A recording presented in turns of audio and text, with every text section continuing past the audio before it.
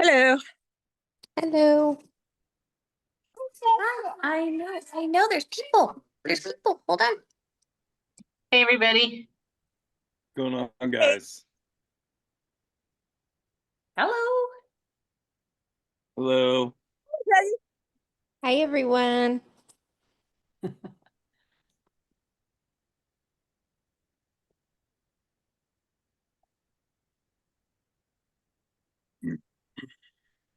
Anyone do anything fun since we last talked? Maybe. Elise, I know what you did. I guess I'll start with you. How was the Eagles in the spear? It was awesome. I don't even know how to describe it well enough. It's a venue unlike any in the world. There's something like 120,000 speakers that they have placed in behind you, around you, above you. The graphics are all around you. If there's like thunder showing on the screen or deep bass, your seat moves. The guy in front of me, I think, thought a bomb went off. There was this thunder thing when it started, and he was looking around and kind of in a little bit of a panic, understandably so, if you're not expecting that. Well, considering my dad tells me he goes to Grateful Dead all the time, so he's seen them at the Sphere like twice at this point. I'm guessing that guy might have taken something, but I don't know. I don't. That could be. That's my guess, you know. I don't know if the Eagles is the same crowd as the Grateful Dead, but the Sphere seems like a scary place for that kind of stuff. Yeah, it's very steep, by the way. Like your seats, you're way up, and but I recommend it to anybody. Just they're doing the Wizard of Oz, and apparently, like apples come down, when the trees throw the apples. I've seen the Wizard of Oz one. It's really good, and they do a tornado where all the leaves, they have all these things that are confetti. It's pretty fun. Around stuff. Yeah. How many seats are in there? Like how many tickets do they sell for? It's an astronomical amount, and getting in and getting out is actually they need to fix it. Okay. It's very enormous amount. I don't know, 30,000. I mean, I don't. It's not that much, but maybe 10. I don't know. It's easily 10 amount of people. Yeah, it's easily 10, and it's really steep. I mean, I'm surprised. Yeah. Scary. I got to check it out as soon as. Anyway, it was worth it. Eagles are great. They've still got it. Joe Walsh is, but he's always been kind of so. That's actually the first time I knew Joe Walsh was the guitarist of the Eagles. I actually only know Joe Walsh through solo stuff, but that may be me being young and having Spotify and not being smart. So. Well, now you know. Yep. He's incredible.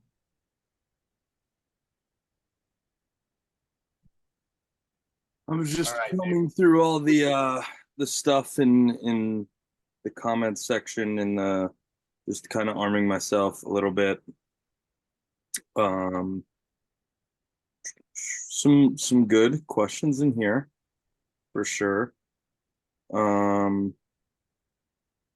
Does anybody have anything right now? Mindy, I was actually just reading yours. Standard squat is universal. Hip crease below top of knee. That is the universal squat depth marker for full range of motion. Yes, you're recovering from a meniscus tear. So let me back up so everyone can have context here. Mindy asked, she has been advised, but have also gotten conflicting information before. I'm sorry, that was AJ's response. I would love to hear you touch your thoughts about squat depth. I've heard a lot of conflicting advice regarding knee problems and squat depth. There seems to be a newer school of thought in the PT and strength world advocating for ass to grass squats regarding of your history, assuming there is no pain with the movement. It seems this may help to build the strength with the connective tissue. Yes. Within the joint, the other schools of thought is there no need to go beyond 90 degrees. I have received both sets of advice regarding my own arthritic and meniscus torn knee. I can't load flexion at all while I'm recovering from my meniscus tear, but I'm just wondering how I should manage my expectations going forward since I seem to receive conflicting advice from healthcare providers. Yes, because not healthcare providers are all created equal. I've met incredibly dumb healthcare providers. I've literally had a doctor telling me stop to my test levels are too high. I said, show me any correlation of what high test levels have to do with heart health. Now the data's out there, right? There's actually more heart-related diseases to low testosterone, zero clinical findings on high testosterone and heart-related diseases. Since then, testosterone has been removed off of the FDA blacklist because it had no founding. So where I'm going with this is when it comes to things like movement, you need to go to a doctor that specializes in movement, i.e. a sports physician or sports physical therapist.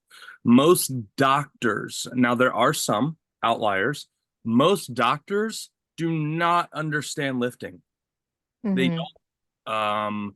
They give bad nutrition advice. They give bad lifting advice. They're often going off of really old data that's just wrong. So when it comes to meniscus tear and recovery, you're going to have progression. It's just you're rehabbing something. It's as simple as that. You build back up to that full range of motion. Do you necessarily need hamstring to calf? No. But we do want to get a full range of motion, so we do get that patellar tendon stretching. I deal with knee pain on a regular basis with patellar tendonitis in both knees. There are active things I have to do to make it better when it's bad, outside of squatting. But we don't, if you use it, if you don't use it, you lose it. So when you start shortening your range of motion, and that's the range of motion you operate in, that's going to carry over to so many other things. So squatting to working yourself from that meniscus tear, getting that hip crease at or below the knee line is definitely important. Long muscle is a strong muscle. A long muscle is a healthy muscle. And it's less injury prone. Okay. Did that answer your question? Yes, and you know, I think the one piece of advice that is just kind of has me thinking is from a physical therapist I saw. He's got like 36 years of experience. So we know he's really experienced, but we also know that he learned the older schools of thought. But basically he said, like, if you want longevity of your joint, don't load it in deep flexion. He said, to be clear, do That's full range backwards. of motion, but see, and then like newer schools of thought are go ass to grass, load it because that's going to make it strong. It's because there's more data around lifting now. So how do you make anything strong?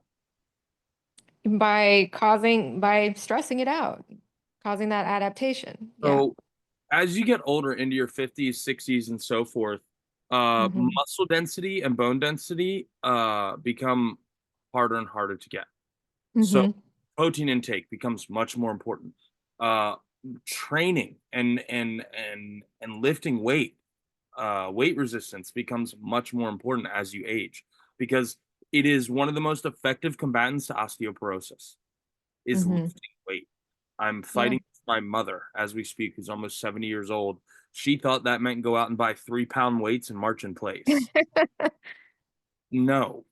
Yeah. But I'm her son, so it can't come from me. You Aw, guys listen to I know me. how that is. She won't hear it. She Yeah. also likes Marlboro Lights, so that's a whole nother issue. But yes, that's why I say a sports physio. Okay. Yes, they're physical therapists. I would say most of his patients, I'd be curious. And here's where I would just be curious to see certain physicians and their clients return to injury rate or their return to normal rate on their rehab patients, because typically people who operate that way don't. I'd like to see the end result for most of their clients, because I'm sure there's a pattern. Yeah. I just don't know what it looks like. Versus even when I have an injury that's not sport related, I go to a sports PT Mm-hmm. because they're gonna assess, attack, and then create movement. And Yeah. everything that is ever, even regular PTs, they heal through movement. They do certain range. They measure degrees. A lot of their braces have lock your knee in degrees to get, depending on where you are post operation and whatnot. Mm. So, if possible, where are you located? I'm in the San Antonio area, but I went to go visit this other physical therapist. Like, I'm willing to pay out of pocket. I want the best. Like, Yeah, okay. and that's So really good point of view is just the sports aspect, right? Because I saw two orthopedic specialists, but they're not necessarily athletic specialists. there's a big strength community in World Strong. I'll be in Dallas, Arlington area in 2 weeks for World's Strongest Man final. Texas has a cool. plethora of strength, physio, and whatnot. I would start looking into sports physios, Okay. sports PTs in particular. Like, this is the problem. This is what I was told. I think you will hear them be like, "Yeah, that's not what we're doing." Okay. Yeah. I Go was that sad. route. I was sad when he told me that. If I wanted longevity, don't squat ass to grass. And I was like, man, I built that up to 135. Like, you know, hard I've worked for that. There's a guy that on social media called Knees Over Toes. Yeah. And he's Ben all about Patrick. motion. And there's stuff that I've taken from in Okay. to help with my own patellar tendonitis that I add into like the back pedal sled drives is something I end a squat workout with frequently. And I use them, I've done them, but it wasn't until him that was like, "Hey, I use this for patellar tendonitis to help." I was like, "Oh shit, let me try that." So I did it more frequently. Sure enough, that coupled with some other things. How do you lengthen your quad to help relieve patellar tendonitis? You do a couch stretch, which puts you all the way in flexion. Yeah. I've been doing those. I mean, he said just don't load it, right? So I've still been doing that range of motion. I'm just not loading it. If you're putting body weight on it, don't load your knee. What the hell kind of advice is that? Its entire function is low. Yeah. Like, that's like, hey, I want to make my biceps stronger, but I want to do it without loading it. Like, what? Yeah, like impossible.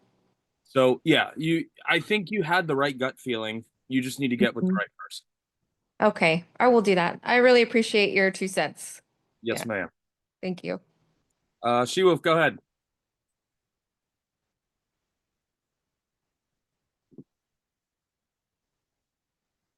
I think there we go. Yeah, I just thought I was tuning in. Sorry, thank you though. What's going on? I haven't worked out in a month. I keep injuring myself. Hey, what's going on? Yeah, I can't afford my PT anymore, so I'm trying to do everything at home. Both hands, twisting up both wrists. The shoulders are getting better, but I'm hanging in here. I've tried working out a few times. It kind of hurts. Anything hand related. I'm still cycling to work every day. So okay. I'm still working, like I still lift boxes at work, but I just want to get back into this. I'm going to try to really take a swing at it tomorrow. I thought today was going to be it, but what did you do to your wrists? This one, I fell off my mountain bike and nearly broke it. And then this one started mimicking the same behavior. So they just said, throw a different brace on it. I don't know. It feels better with the compression. Yeah. Like, I've been like sleeping in it and it feels like it's improving. I'm just frustrated. Yeah, injuries are. I sleep in braces for my wrist because of the nerve damage in my C-spine. So I know that struggle very intimately. Because it creates a hot pins and needles sensation that'll wake me up at night. And I feel like my hands are on fire. And that compression and keeping them in one position helps mitigate that. So when you're in the woods with something that seems chronic for a while, it's really discouraging. And I understand the limit in resources. one thing you can do, I'm not saying go get on WebMD, but there's a lot of, you know, physical therapists that put information out via like YouTube. And you can kind of navigate some of that stuff with wrist how. Is it like nerve pain? Is it tendon? Is it? I don't know. Like, I got X-rays on the left one, and especially after I clipped the telephone pole with it, and I don't have any fractures. I don't have anything. Froze. Uh-oh. That's not me, is it? Did anyone else freeze? There we go. Oh, she's good. She's good. We see her. Okay. I don't know. I guess maybe I should look at tendon and nerve stuff next. Potentially. Usually nerve radiates. It's like a sharp pain, or almost burning. Is it cause like nausea almost, where it just like shoots down my arm? Like It can. It can. Yeah. My feet sometimes with the way it just runs through everything. Yeah, I mean, you could also just simply bruise the bone, and that fucking hurts. I think left one is. That's what they told me. They said it was really badly bruised down the forearm. So how far post incident? A week and a half. Yeah, I mean, you're 10 days into this. Like, give it like another week and a half of doing what you can within the realm of pain free, and then see where you're at, because those first 2 weeks are going to be where things hurt the most, things like that. And that's after about 2 weeks of any sort of injury, things like that, you kind of get into a phase of seeing what's more possible. So I would say start figuring out what you can do now, and then just go from there. Be patient. It's going to suck, but you're going to have to be patient. I really appreciate you saying all that. That helps. Yeah. Body's got to heal. I can't go all the time. None of us can. Yeah. Cool. Have any more questions? That's it. I was just kind of here to hear everybody else and show up for support, missing the gang because I haven't worked out. Okay. Heal up. Matt, go ahead. Yeah, you helped me a ton at the Arnold with that, those straps, wrist straps, because I'm dealing with a shoulder issue. And I've lost a ton of weight in the last year, and I feel like I've gotten stronger. I just don't feel like my chest, that I'm getting enough when I'm doing bench and incline and even push-ups. I just don't feel like I'm pushing myself enough chest-wise. And I don't know if it's that neutral grip that's restricting that, or what I can do to maybe a different push-up style or something I can do to exercise my chest and build up my chest a little more. Do you have any videos submitted of it? I don't, but I can. I mean, I can submit it next time. Do you think it's a positioning? It could be. It could. Okay. It could just be a simple physical cue to get your body in more position, so it's more chest dominant. Okay. Because a lot of people tend to get their shoulders more engaged, especially when you hear me say pack those scapula down into your back pocket. What that does is it pushes my chest out and it loads my chest and my lats, so my shoulders aren't doing this. So my traps are getting less focused, my shoulders and joints are getting less focused, and I'm using the lats and the chest as my main movers to finish with the tricep. So it could be the width, it could be the implement, it could be a number of things. For me to give you a not out of my ass response, Yeah. I need to see how you move. So Okay. when it comes to bench, incline, and so forth, because of I'm aware of what your problem is, I want to see it from the front and I want to see it from the side. Okay, cool. All right. Sounds good, man. Thanks. Cool. Carlee, go ahead. Hey, so a couple of years ago, I shattered my ankle. And so that makes like, I didn't have to have surgery, but I did break it really bad.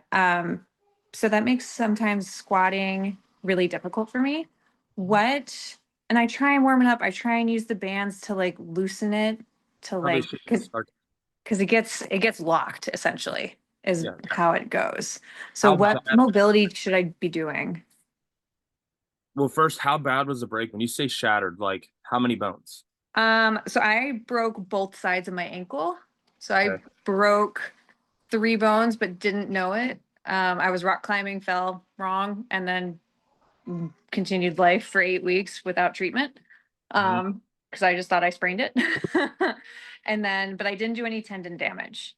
So, and it's just, or I didn't tear any tendons, but I did break both sides of it. And it was, they call it a deserted island break. That's the break you want to have because there's nothing you can do about it.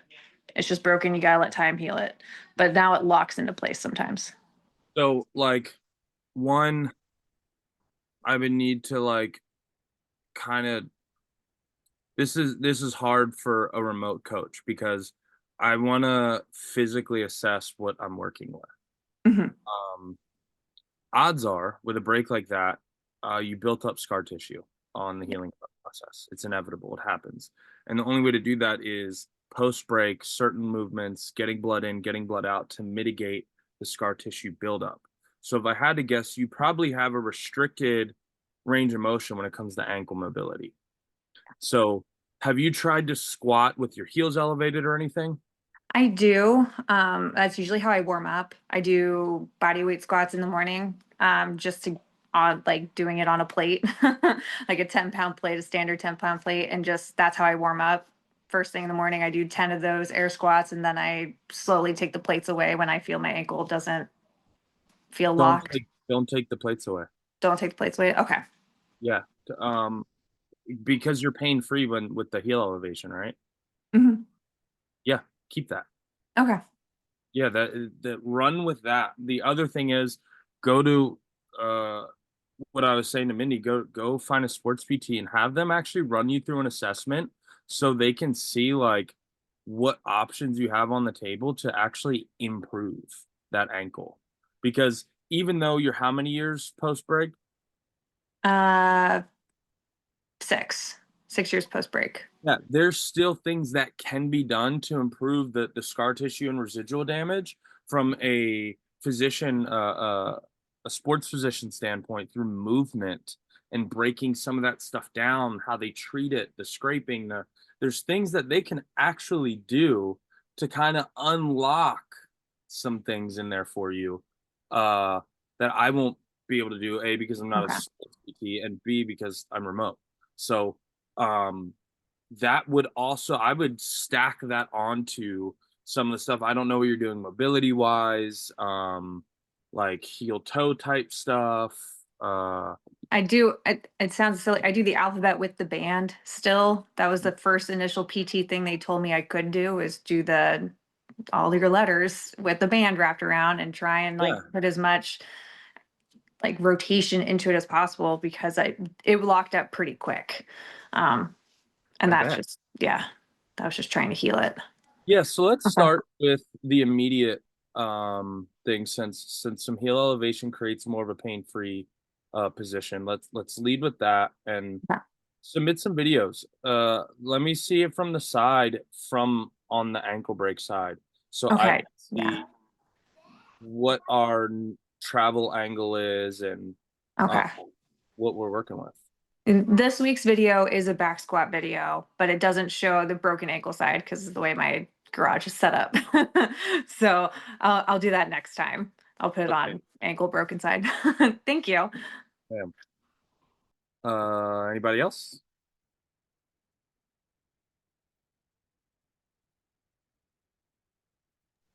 Can I ask one more question because it's kind of relevant to what she just asked about as well?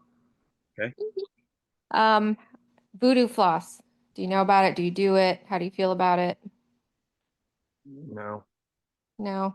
It's like blood flow restriction where you wrap Yeah, something tight. I know BFR. Okay. I've done it in physical therapy. Mhm. They put like this, basically a tourniquet, and then they pump it up with air, and they have me do movements. Yeah. So yeah, there is science to blood flow restriction, but it's not something I do personally, Okay. because I don't. It's not just it's not really something I find a necessity for most days for certain things. for what my goals are. What are you? What type of application are you talking? Well, I've seen it used, actually one of the knees over toes videos and in collaboration with Kelly Starrett. He's a PT. But basically for scar remodeling, that there might be something to that, and just moving through different movement patterns with the blood flow restriction, that it, you know, kind of helps with pain, helps increase range of motion, and that can also potentially be remodeling the scar tissue in there. So like my injury is also 6 years old, so I totally feel what she was just saying about just like stiff. Yeah. Again, that would be Mm-hmm. a PT question. You know, they're Okay. doctor. I've had it done to me by PTs and only by PTs. So obviously, and the PT that I see, I trust very, very much. He has brought so many things that have been, you know, my back injury stuff's a decade old. So like between my knee health, my elbow health, I've had shoulder issues, and he's been able to revamp that to life. So I don't doubt that when he did blood flow restriction, there was a reason. But when they're working on me, I'm not asked questions because I have them, so I don't have to think. I just, Yeah. you know, I just wondered if you knew anything about it, or your 2 cents again. not really. I've seen athletes do it. I don't know enough about it to do it to myself. I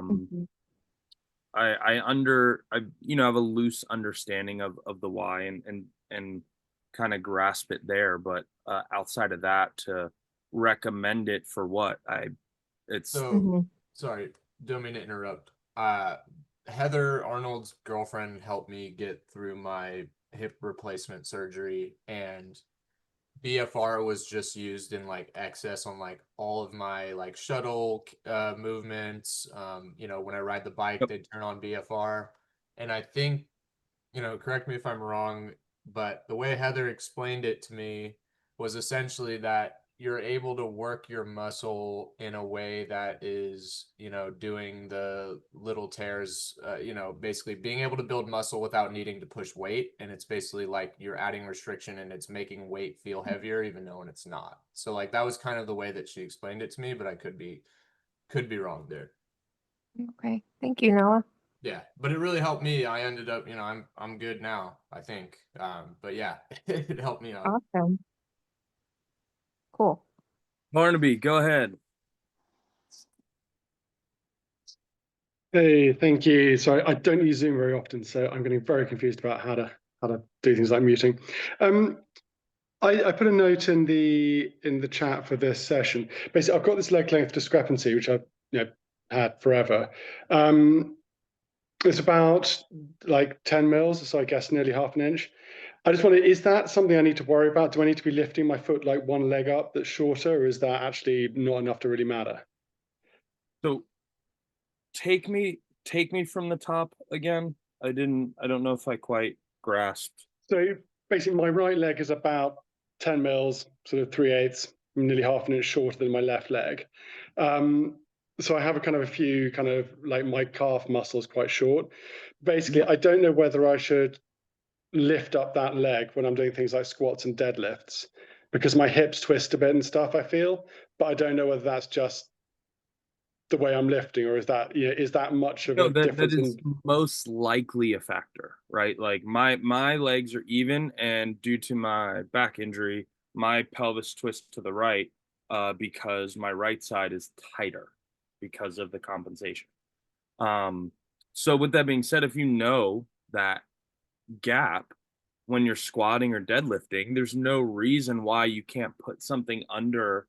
Like you can cut like a hard foam block or hard wood block, find something to that thickness, so you do have an even plane. I mean, it's the same concept of, you know, people much more drastic. They typically have like a boot or a shoe with the offset. So you said it's what, like a quarter inch, you said? 10 millimeters, so like 3/8 of an inch, I guess. Yeah. Oh man, like yeah, you could probably find something just to, especially even for peace of mind. But you've noticed an imbalance? Yeah, I mean, I find it more comfortable lifting without anything, but I do see that when I'm lifting without anything under my right foot, I do see myself twisting more, although it's more comfortable.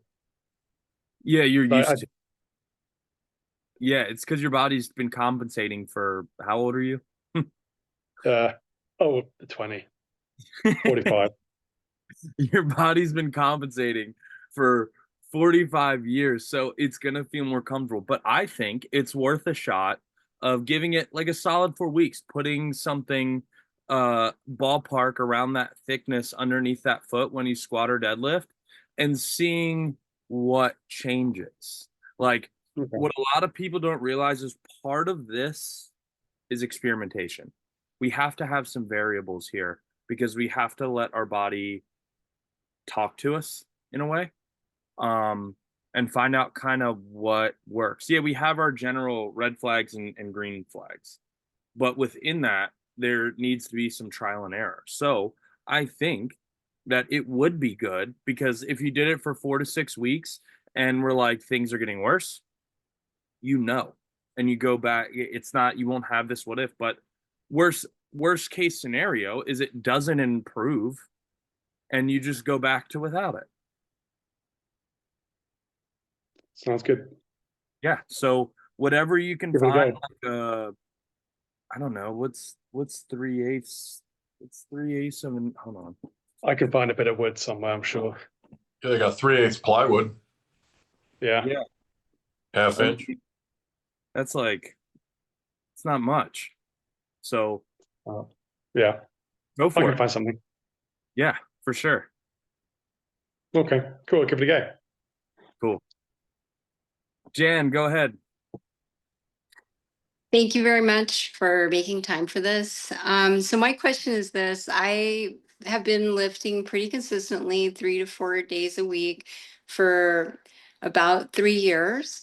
And before COVID, I was also going to the gym and lifting. And my issue is that, I've been following these Zoom calls and I see everybody progressing and I get all jazzed up and I am working through the program. I've done several of them already, but it seems like every time I lift, I increase my weights, I have hurt my back. And so the first injury was like last December, and then I'll get better and I'm thinking everything's good. And then I'll increase the weights. And then I'm starting to think that maybe I just need to maybe lower the weights and do more reps instead of increasing the weight and doing less reps, like the programs, the different programs outline. Um, I'm 61 and, I did go to an orthopedic surgeon and he asked me how old I was and he said, just stop doing stupid things. And he told me to never do another deadlift. And that's not the answer for me. So but I just, tweaked it again last week. And so I'm just wondering, I'm trying to do the right form and, follow the advice and then I watch Amelie and her pumping something, doing really great. And I'm like, all right, I can do this and I'll go try it. And I hurt myself. So, it's just, I'm wondering, do I need to just, know my limitations and quit trying to be, you know, super strong? And I No. swim, I ride horses, I ride mountain bike. I'm an active person. So every time I hurt my back, it sidelines me to get to do other things that I enjoy doing. Is it the same thing every time? Lower back, it's either the left side or the right side. So I'm gonna guess SI joint L5S1 area. So I'm without any more info, I'm guessing somewhere in here or here. Yes, sir. And the orthopedic, he did a x-ray and he just said that I had some narrowing between some vertebrae, which is very common for my age, but he said nothing catastrophic. I've lost 60% of my disc spacing in my entire lumbar. So with that being said, not not career ending, not another day in the office is what I'm trying to say. So I'm gonna go out and say I'm 90% sure it's a movement issue. It's not a weight issue. Odds are you would probably do it at some point, even with a lighter weight at a high effort. Part of it is have you submitted a video? I have. And in fact, the last time I labeled it as a deadlift, but it was actually a Romanian deadlift. And you were like, yeah, looks pretty good for a Romanian deadlift.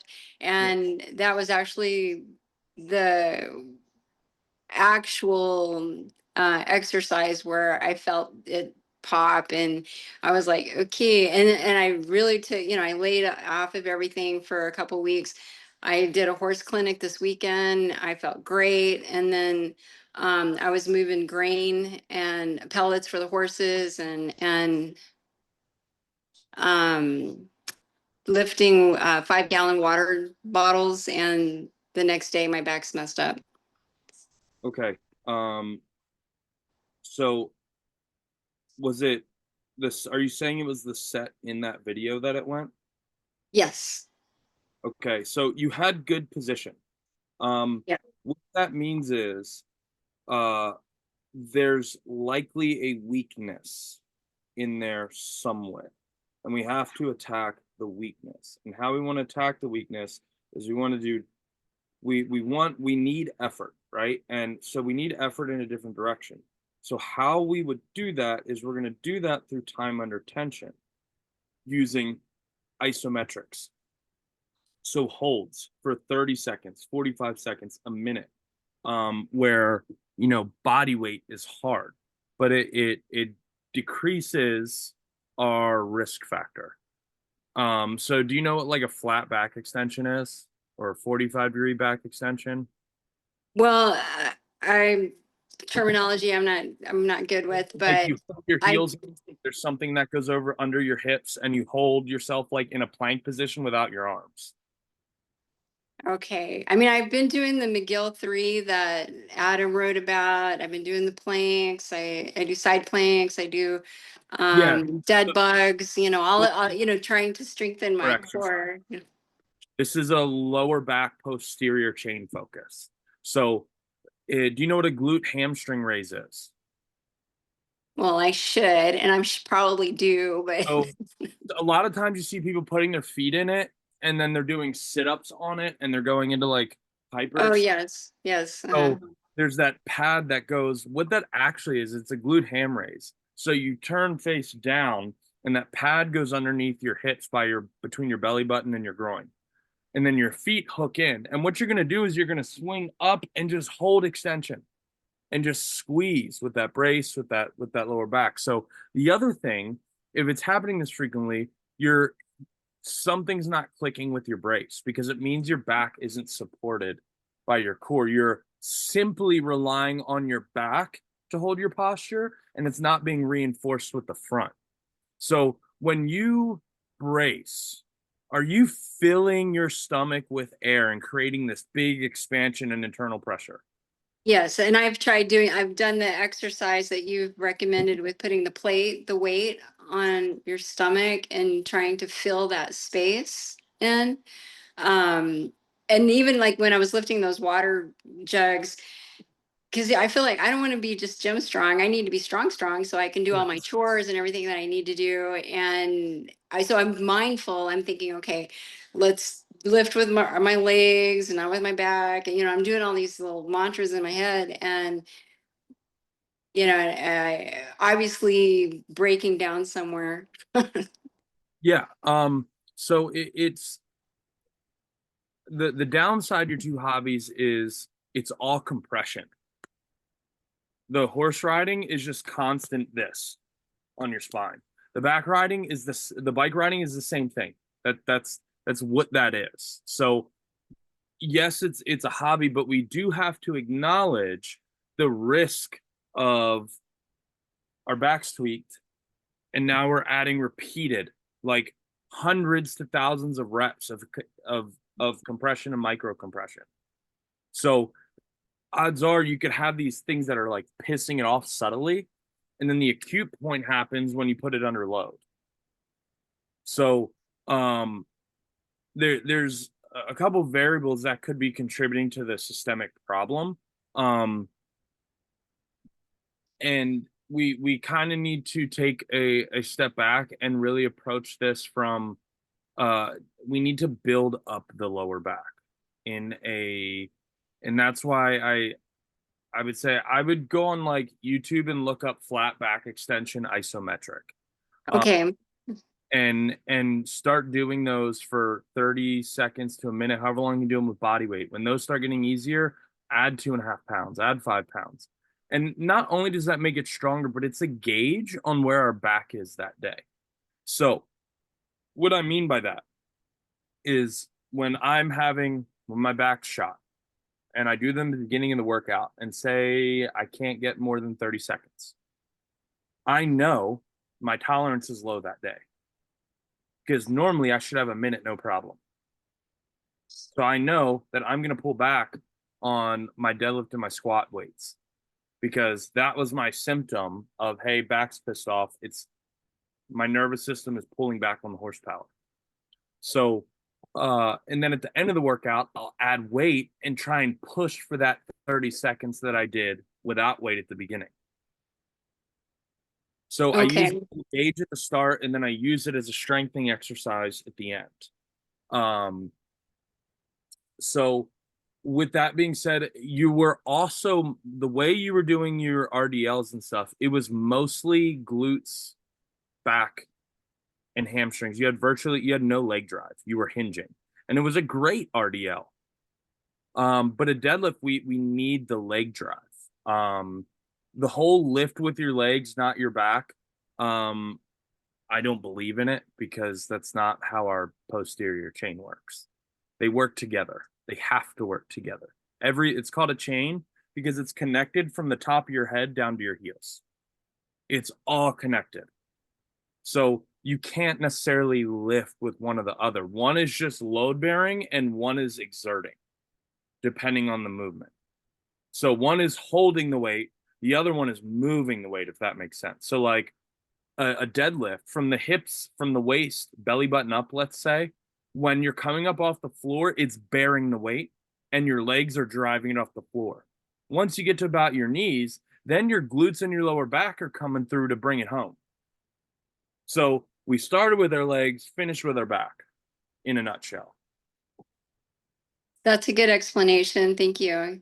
So we have to act accordingly when it comes to what could potentially be going wrong. So yes, I think after a tweak, we need to draw back and we need to lighten our load, but we still need that time under tension because we got to get blood in and we got to strengthen it. So say your rep scheme is a 3x5 and we would back off 20 to 30% of your normal weight. And we're going to add 3 count eccentric on the way down. So we're going to create a higher effort under less load, but we're going to get our back used to maintaining that posture and that weight under load for time versus total tonnage. So I would say keep doing your McGill threes, keep doing all that other stuff, the bird dogs. Let's throw in some flat back isometrics. The first time you do them, do it as long as you can. Just see what you got. And then if a minute is easy, let's use that as our baseline. Or if 30 seconds is, kind of where you land, let's use that as our baseline and build from there. Do, two of those at the beginning for as long as possible. Go into your workout and then do them at the end. Try and hit that target time with, say, 2 extra pounds or no weight, depending on how hard it was. And let's draw back on our weight on, I would say, so when was the injury? When was the tweak? Well, the last time was yesterday. Okay. So let's give your back a couple days. Let's not do a compound lift, but let's break it down into something that is assisting the compound lift. So you can do something in the nature of like your rows. I want chest supported, no bent over rows for, you know, the rest of the week. If you do a row, I want something on your chest so your back's not load bearing.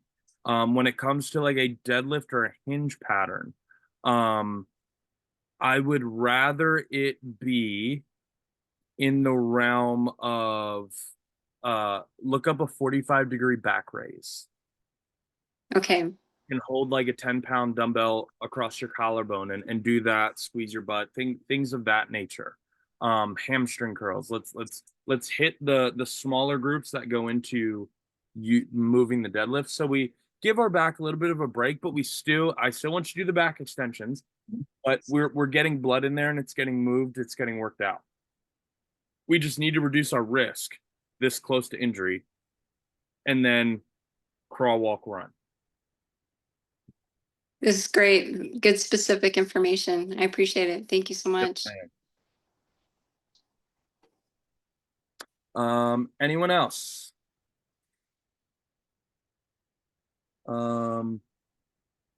If not, I'm gonna go into the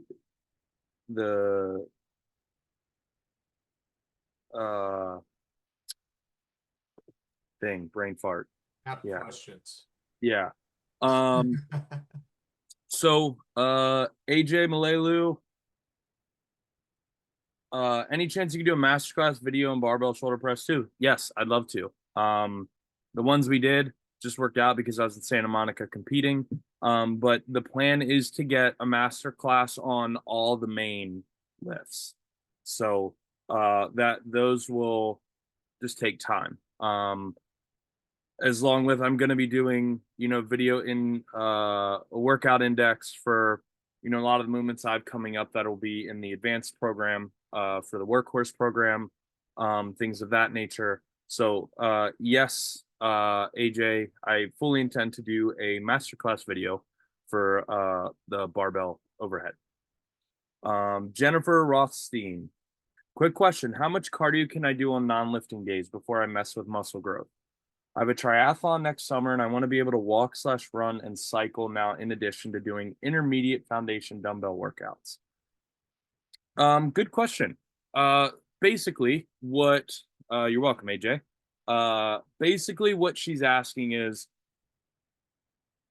how can I train for this other thing without impacting this other thing? As in recovery. So this is a delicate balance. It's not a complicated thing. So you want to have at least one day off of actual rest where you're not really working out. I don't know what your split is, so I would need more information than this. How many days are you working out with your weightlifting? To know how many days we have left to cycle in and out the triathlon training. With that being said, you can also, you've heard me say it before, you can also reduce rest times and up tempo in the workout to get a more cardio conducive workout. You're not going to not build muscle. It's just going to also build your motor alongside building the muscle. So say if you're doing like a 3-day training split, I would take 2 of those days, 3 of those days, and I would have, you know, on your less intensive, the day after, you know, say a higher effort training day, or I don't, again, this is hard to answer without knowing your split. But you don't want to have cardio off the rev limiter all the time. You'll need to have a cycle in effort and pace. So like some days might be your really long days. Some days might be intensity focused, more of a sprint and pushing that overall like kind of O2 capacity, if you will. Things like that. So I think if you're training, you know, say 3 days a week, you could probably have 3 of those, you know, cardio focused days, whether you're walking, running, you're training 4 days a week, 2 of those days can absolutely be cardio, or even on after some of those training days, then you can go get your cardio in, to an extent. I would just, if you're doing cardio right after that, I would back off on the intensity on the cardio and save that for a day where you're not weight training.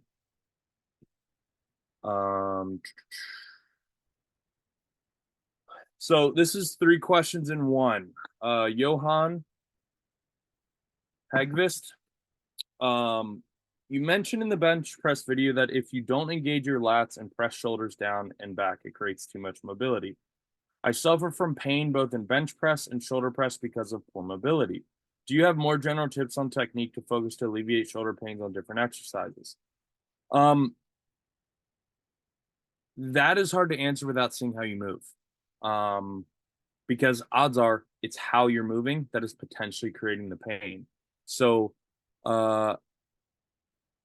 giving you a general things to do likely won't benefit you because I don't know what part of the movement is causing pain or not. But typically what he's referring to is when people don't have their lats packed and they're bench pressing, their shoulders are kind of flopping all around. It's putting more strain and loading the joint versus the intended movers of that movement. Same with overhead. You're kind of pack your lats, your press, your chest is out. When we're talking strict press, we're driving with those delts, upper chest and upper back, and our lats are load bearing.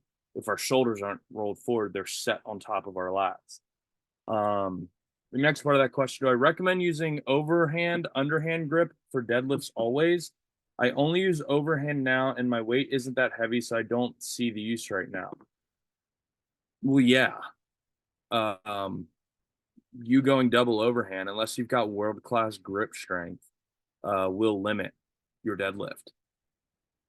What that also says to me is my weight isn't that heavy. If you're able to double overhand it constantly, you probably need to push the weight a little bit more. So I would get used to going over under for sure. For those of you that don't know, barbell spins. So if we're double overhand, it's trying to rotate out. So you'll see like power lifters and do double overhand. They're not actually double overhanding. They're doing what's called a hook grip. So they're taking their thumbs and they're putting their fingers over it, and the bar actually catches on this joint. It tears up your thumbs when you first start doing it. It hurts like crazy, but it's also more conducive to people with long fingers and things like that because they can really basically grab around their thumb. I don't do it because we deal with things like farmers, Hercules holds, axles, things where the diameter is not always the same. So just having really strong crush strength and over-undering deadlifts is way more beneficial. So I don't recommend hook grip for both unless you're like Olympic lifting or planning on powerlifting, and you can try it. So yes, over under, get used to it. So as you progress, you have your setup dialed in. Deadlift, you often talk about the straight line between the bar and the shoulders, and also that bars come out sometimes. Are those two related, or is it different things? Nope, they are directly correlated. If your shoulders are in front of the bar, when that bar breaks, your hips are going to shoot up. You're going to create a gap between you and the bar, and that bar is going to swing outward out front to create a straight line in your shoulders. If your shoulders are behind the bar, when you pull, your hips are going to shoot up because you're out of position, and that bar is going to swing in towards you underneath your shoulders. So they are almost always, if not always, directly correlated. I think that is most of. Oh, go ahead. Go ahead, John. Yes, I raised my hand at the same time Mario typed the question. I've always done double overhand. I heard one time somebody was worried about their biceps when they did the over under. Do you recommend we just rotate, over under switch hands kind of? So the biceps are only an issue if you're bending your arm. Okay. Yeah. So What happens is sometimes people will strain and they'll do this, but they'll do it with both arms. This one is just more susceptible because what happens is it allows your elbow to come back, which loads the bicep. So when you're deadlifting 300-400 pounds, you can't curl that. So when it'll hit a certain point and then pink, it goes. So over under is only risky if you're trying to bend your arms when you deadlift. If you keep a straight arm, you're fine. Okay, and just use same hands over under each time, or I use the same hands. okay. Yeah, I don't swab. It feels weird when I do it with my right hand under. I always like do left under, right over. Reason being, I'm right hand dominant. So everyone who has a dominant hand, that hand is almost always slightly grip stronger. So I have the stronger grip overhand because it can handle the roll better, while the weaker grip is underhand to counter the roll. All right, cool. Thanks. That was actually Best my way to- question too. So thank you so much. Cool.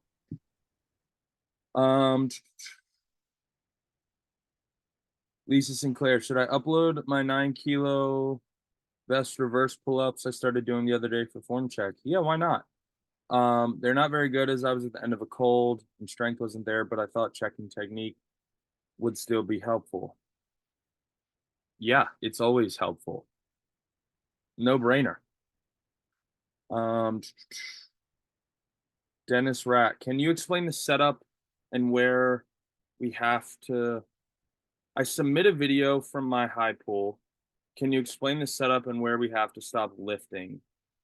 The last video, the last form check Noah uploaded, I think had someone doing really, really, really good high pulls.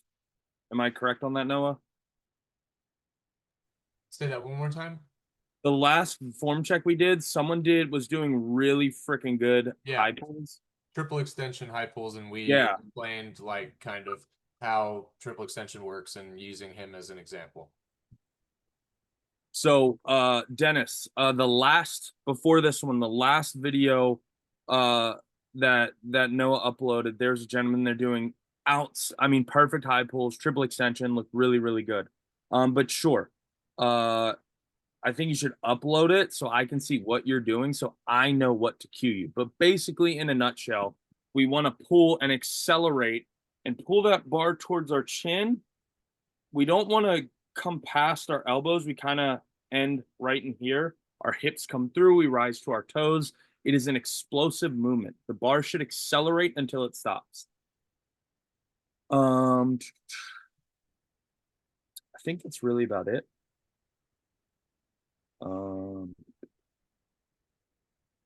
Tish Garcia, I uploaded 3 videos.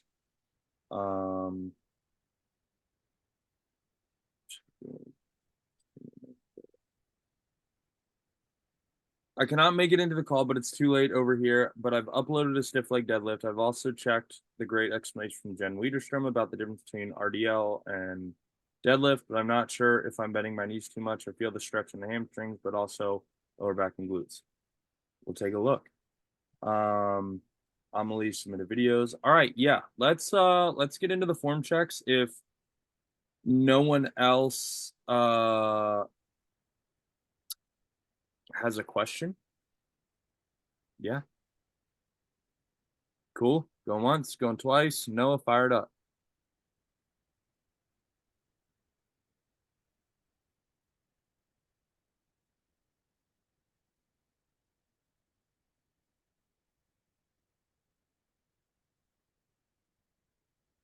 All right, we all good? We can see. I haven't started it yet, but we're all Yeah, I can see. cool. So dumbbell fly.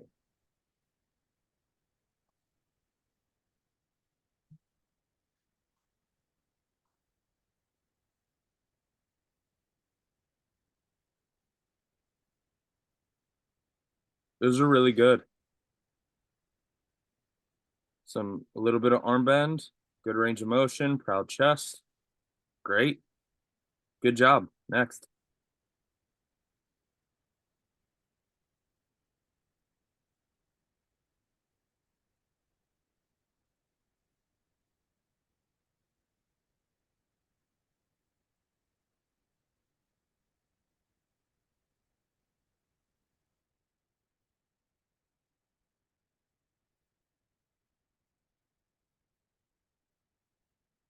Barney, these are good. Got a little bit forward on the second rep.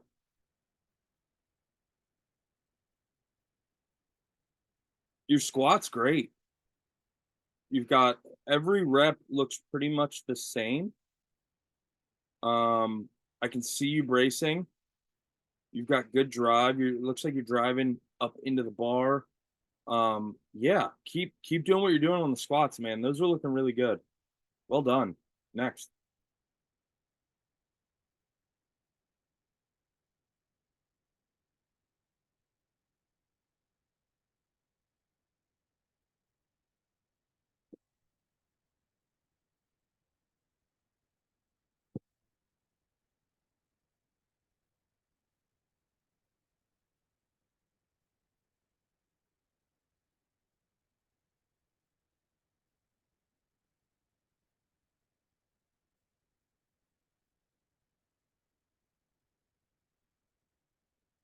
I think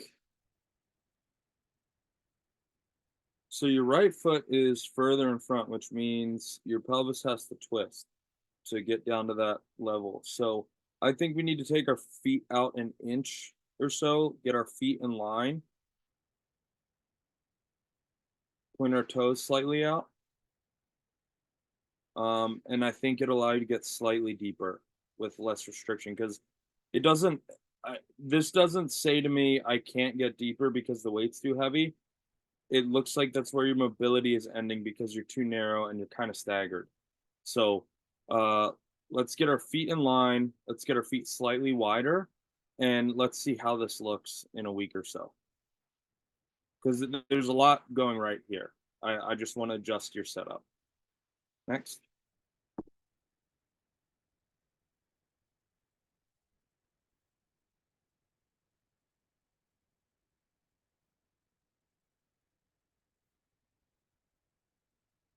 So she never got steady. She came right out of the rack and fell right into the press.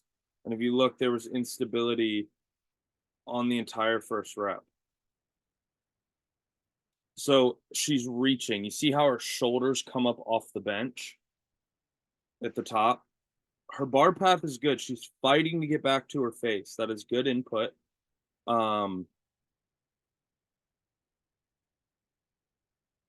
Yeah, she had to stabilize.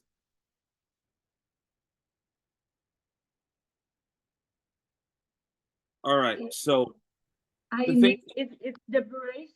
It's again my brace, the thing that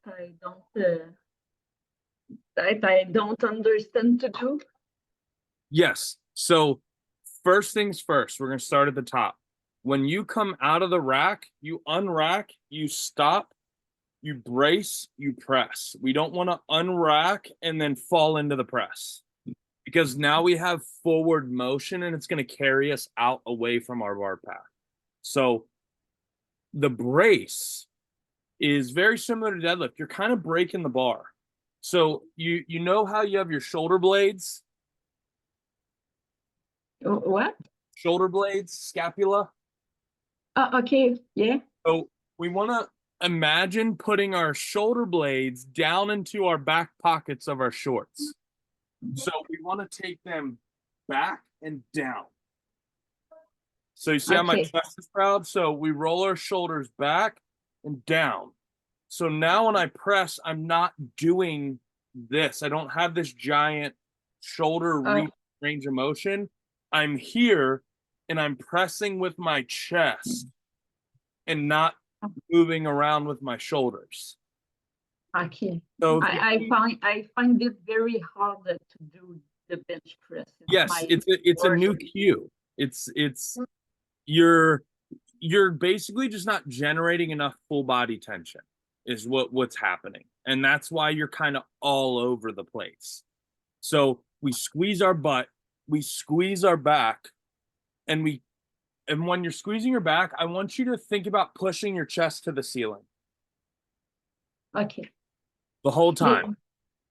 Did I put the ball too much behind my head? Because sometimes, not this time, but when I try, sometimes I hit the ball the rack. It's happened very often, very often that I hit the rack when I want to bench. Yeah, like that one you got a little bit too far up. That one was good. But yeah, I would say it's also those hooks kind of suck because you can't roll the bar to the front and then slide under accordingly. They're really deep because of their angle. So you have to like have extra clearance sometimes. But yeah, a couple of those you push a little bit too far up over your head versus kind of nose eyes.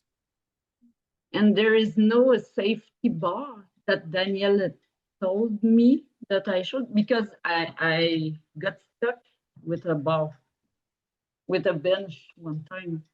Well, if you have a spotter or a cameraman, they can come to the rescue. Yeah. Safeties are more important when it comes to things like, yes, I'm gonna, just so I don't get this thrown in my face, safeties are always good to have, 1,000%, especially on things like squat. When it comes to bench, if a spotter will do, you have a cameraman. So I like to think whoever was holding that camera is not a complete asshole. And if you got stuck under the bar, they would help get you out from underneath the bar. No, it was a morning alone in the gym. I love bar, but I didn't count the weight of the bar. So I just put plates and I got stuck. So, but someone passed and was whoa and helped me.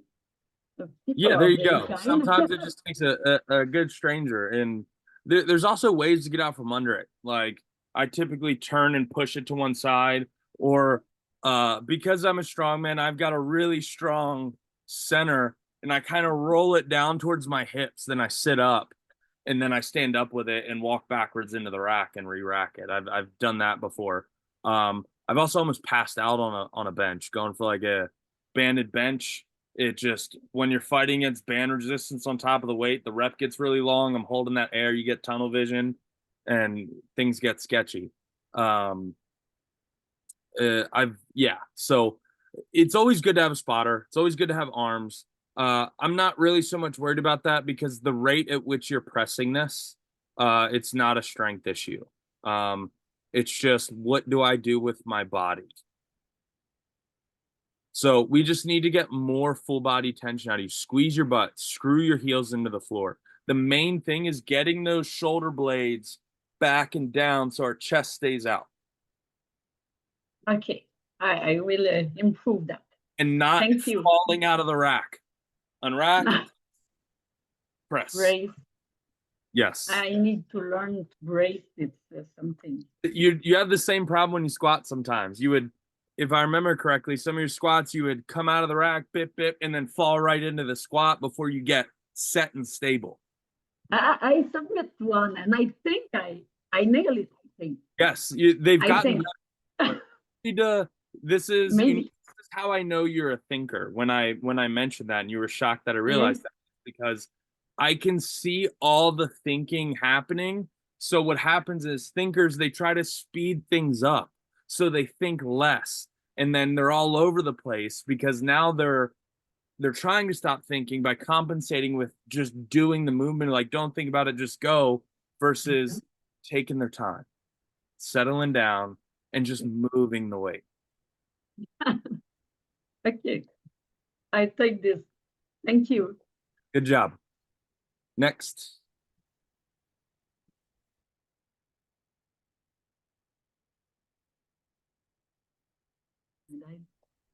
I think I got my brace there.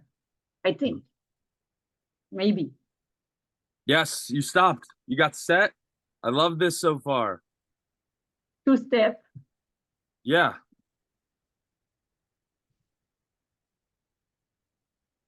You're starting to fold a little bit at the bottom. So I want you to think about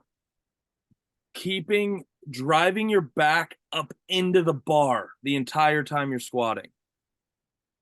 Fold is You're, mean you're that I'm too folding here towards I'm the bottom, and it too much stops forward. it from descending. Okay. So the more you fold, the less your hips drop, because your hips can't get lower, because it's now putting, like, if this is my hip, if my elbow's my hips, if I'm descending, I start to fold, my hips stop. This is my head. So I'm squatting, hips, now I'm folding, and it feels like we're getting lower, but we're not. We're just folding. So everything from the waist up is getting lower, and our hips stop that downward movement. So when you hit that, what you feel like bottom, and you fold a slight bit, thinking you're getting the last like couple inches, you're actually folding with the bar, putting it out front. Now the first thing that has to happen in your squat is you've got to fight back and then stand up. So here you fold, and then you notice right out of the hole, the bar has to, it's very subtle, but you've got to fight back into the bar. So Okay. it's a very subtle cue, but this is a good thing, because we're no longer working on the big things that need to go right on your squat. We're working on the nuances of your squat, which means you're getting better. Okay. It's like what you said in the masterclass with Daniel. I need to put less weights to not folding. That's it. I mean, again, I don't think it's a weight issue, because you're standing up with this, no problem. Like, you're able to, I think if you're a little bit more conscious on your brace, and let's get the bar a little bit lower on your back. Let's not put it up here. Aim for your traps. You might feel you have a little better leverage on the bar than it has over you. It's hurt my bone there. Yeah, so if we come down off your neck and get it on the back of your traps, and on instead of on top, I think it might feel a little bit better to squat with. Oh, okay. Okay, thank you. Yes, ma'am. Next. Uh-oh. I Uh-oh. overdoing it. Uh-oh, what do we got here? It's again me. Okay. I do the X. Yeah, so you're actually, but it's hard to not improve my arms. well, you're actually too far away from it. You're driving up still, not you. As that tire flips, you need to drive this way, versus you're going here and then having to come over top. So you see, see how the tire's not even contacting your forearms when you're picking? You see how your arms are out away from it? Our arms need to be in that tire. Oh, okay. But my feet, no. Yeah, your feet are kind of behind you a little bit more, so you're driving forward and up. I need to make a tire video for you, is what I need to do. But I literally compete next Friday, so I won't be doing that. No. I understand that, anytime in the next 2 weeks. But I promise, I don't have a tire that small. My lightest tire is like 600 pounds. So I'm gonna have to get a little bit creative, because the width of the tire makes a difference. And I'm definitely not doing it with the big 1,000-pounder that's like 6.5 feet tall. So we will, because I want you to get this right, because it's cool. It's a strongman movement. It's a rewarding thing. I remember my first tire flip, and it's a process of playing with and figuring it out, without tearing your biceps off the bone. Yeah. I know John Hartley was asking about bicep on the deadlift tendon. You see how like those arm bend when you do that on a really, really heavy tire? I remember it was when 2022, Clash on the Coast, Hilton Head Island, ESPN coverage. They had a tire flip for a minute, as many reps in a minute. Out of the middleweights, there was a field of 10 pros. So it was an invite only show. It was a high level show.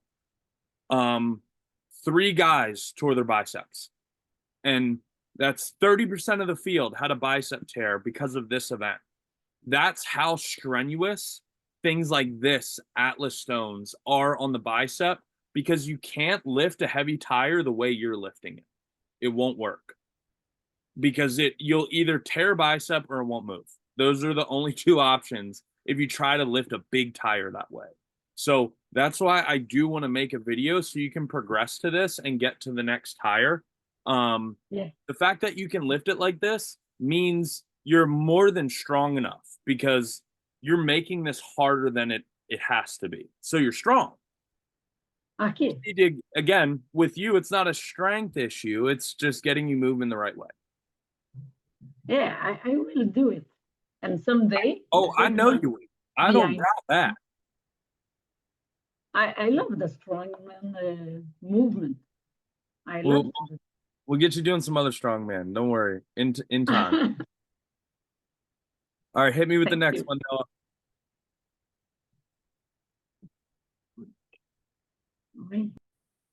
Rodrigo.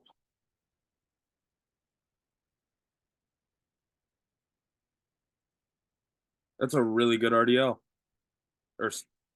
I would say, man, if he's a little bit closer to an RDL than a stiff leg, he's kind of in between a stiff leg deadlift and I could kind of call it either. He could be a little bit stiffer at the knees and get less range of motion, but I really don't personally care, because they are very comparable with what they're accomplishing. And his form is great. So I'm not going to sit here and be that picky about it, because he's getting all the right things right. So well done, man. You've got incredible mobility. Next.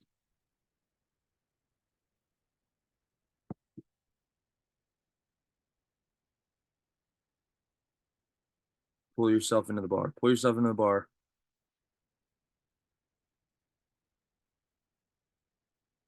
Good.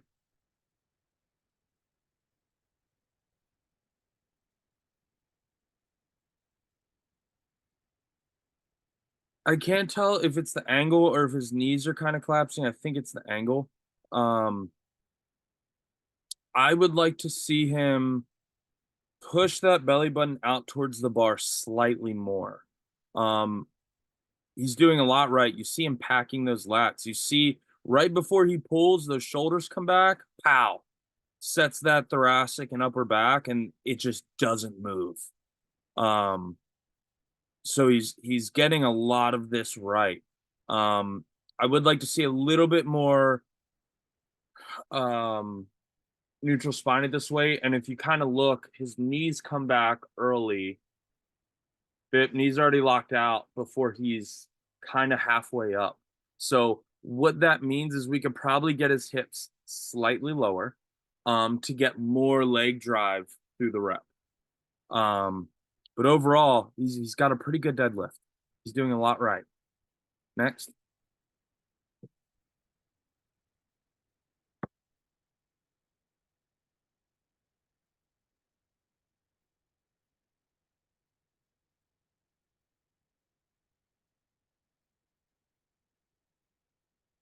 Fucking nailed it. Slightly lower, Benedikt, just slightly. You're like flirting with parallel. And I don't want to see you resting your hands on the bar forward. I want to see those elbows underneath the bar, because what that'll do is A, you control the weight. B, when you crank those elbows, when you get heavier, when your elbows aren't behind you and they're a little bit more underneath you, what that does is it allows you to get your back tighter and keep that chest proud and that brace tight versus just kind of hanging onto the bar. But otherwise, how your movement pattern is actually really good, just slightly deeper. Next. Oh, Jesus. I gotta get real fucking close for this one.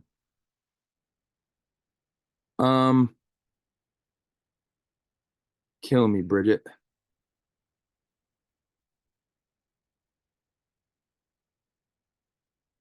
Looking cross-eyed trying to see this. It looks good from outer space.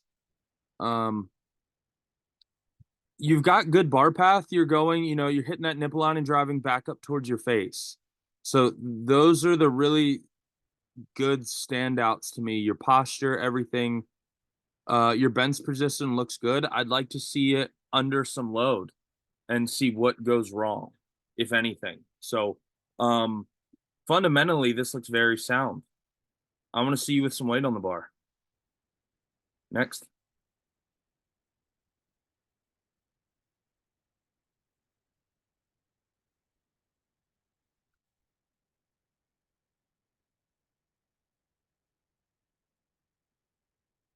Oh no.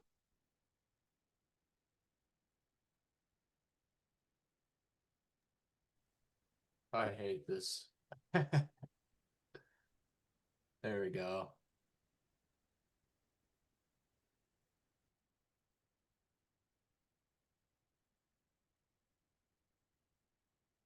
It's pretty good. I'd like to see you really kind of pushing that chest out, keeping those shoulders stacked on your lats. You're kind of in the middle of that being perfect and needing a little bit more. Squeeze your butt just like a normal bench. You're driving up towards your face. You're doing a lot well. Robert usually moves. He moves well across the board. So it's usually something fine-tuned with him, and this is just another one of those fine-tuned things. So overall, Robert, I think you're doing really good here. I want to see you keep that upper back tight. And it's kind of hard to, it's a little bit harder to do on dumbbells because you got to get them there and then you got to get into position. I normally get them up and then I kind of roll my shoulders down into position because it's just the nature of dumbbells. You got to like throw them up and it's hard to, it's not coming out of a rack. So got to take that with a grain of salt, knowing that the nature of dumbbells. Next.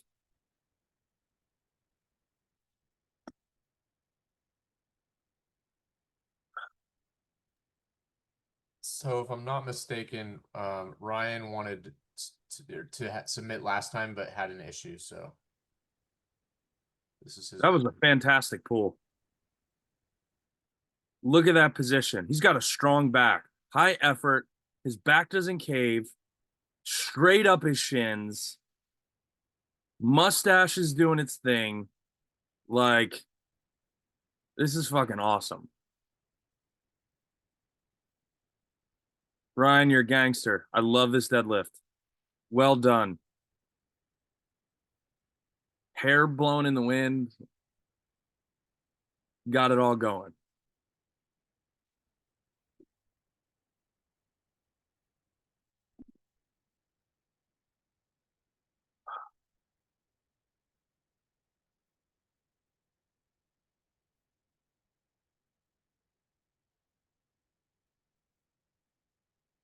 So almost there. So these are high pulls. Not quite getting into triple extension here. You see his hips are still kind of behind him. He's getting on his toes to come up off the floor versus finishing through on the toes. So I would potentially drop the weight a little bit or even start with a PVC and think about your hips come past your shoulders. So you've got to get on your toes to hit triple extension to even get in that position. So he's getting on toes now, bit there versus finishing on triple extension. So we want to accelerate, then rise through our toes, hips come through. I think we need to make a video on this for everyone to see because it seems to be a very common one that people this is an athletic movement is what it comes down to. And athletic movements have a little bit more moving parts. He's like 70% of the way there. We just got to get his timing right and get him into triple extension. Next.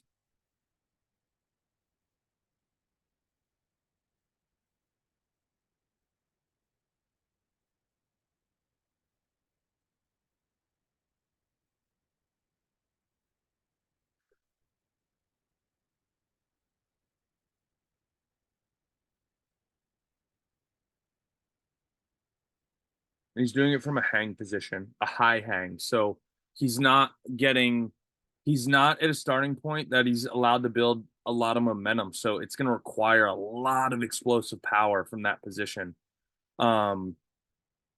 Which is why you're probably gonna have to drop the weight, because you're finishing at your chest versus getting your hips through and finishing kind of at your chin above your nipple line.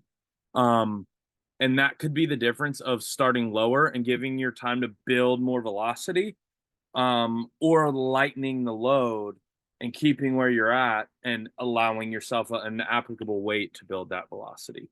I would even get a little bit wider on your grip. Next.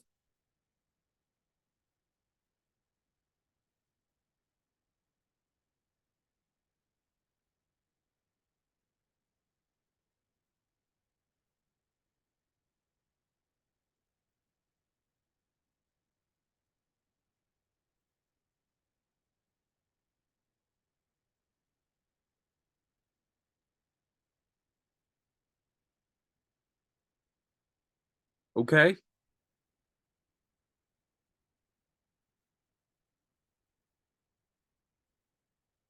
Banging them out. These are pretty good. These are pretty good. He's like right there at depth. He's moving very well. He has a pretty good rhythm. He's definitely a high bar squatter. He is a very vertical position. Not everyone has that hip mobility. But he's got it. So I'd like to see I think we could even get away with it getting that bar a little bit lower, because towards the bottom you get into slight subtle flexion, and then as soon as that happens, your depth stops. And you don't need to go that much deeper, really, like half an inch if that.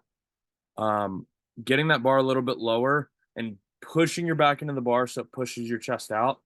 And what I'd want to see you do is less getting through the set at that rate of speed, but isolating each rep. So down, up, rebrace, down, up, rebrace. So we get every rep the same and ingrain the new habit and the bar position. Overall, you move very well. I don't want to take away from how well you're moving. So yeah, I think if we get the bar a little bit lower on your back, like upper mid trap, it'll give you a little bit more leverage to drive back into the bar. Everyone remember, when we're coming up out of the hole, it's a full body movement. It's not just pushing ground away with our legs. We're driving into the bar. Next.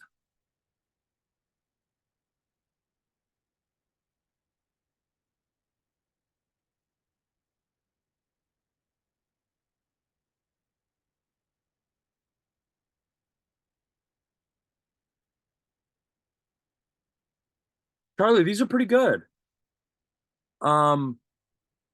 You're definitely getting a lot of lower back in there, but you're snapping them up pretty quickly. I don't hate that. You're not in any alarming amount of flexion. Yeah, you're definitely getting a little tired there. I can see the press fading. I would say, so we don't fade on that press, maybe let's drop 5-10 pounds, get a little bit less back in the clean, and think about snapping and catching and getting them to land on your shoulders, and that way you can finish out the press. But I want to see a little bit less rocking with using the back to get them up there. But these are pretty good. You're mostly there, man. Good job. Next.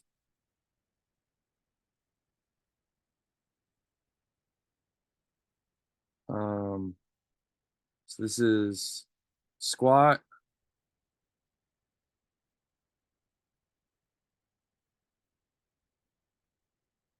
So squatting on a Smith machine, she's got to squat on an angle. It's a weird thing to do, and the racking mechanism always sketches me out because you got to twist the bar.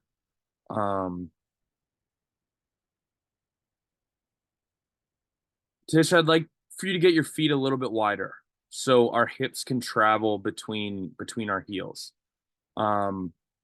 Your depth looks good. You're staying nice and pretty vertical. Let's just take your feet out slightly. Get those toes pointed slightly outwards, drive our knees over our toes, and I think your travel, your range of motion should feel a little bit more natural. Next.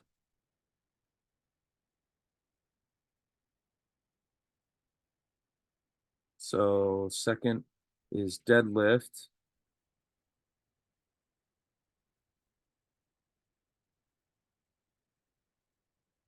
Almost.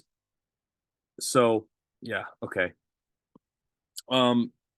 So you're sitting back trying to get into position, then as soon as you pull yourself right back up into that forward position.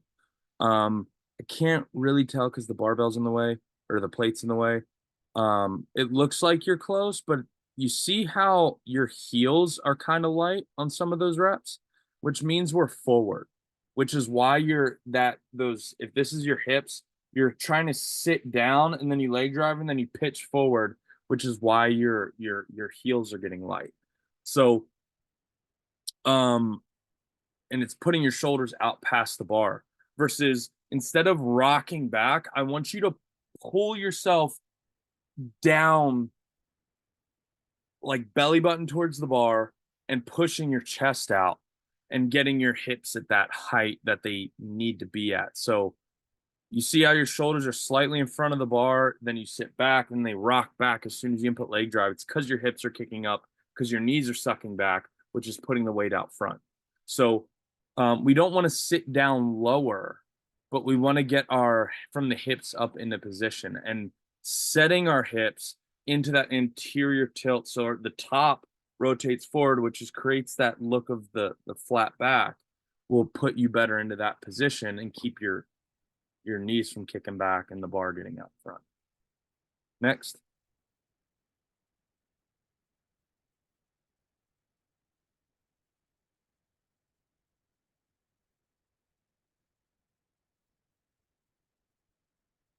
These are good. These are great. I've got no issue with these at all. I love how you're accelerating your hips through, squeezing your butt. These are really, really good. Well done. Next.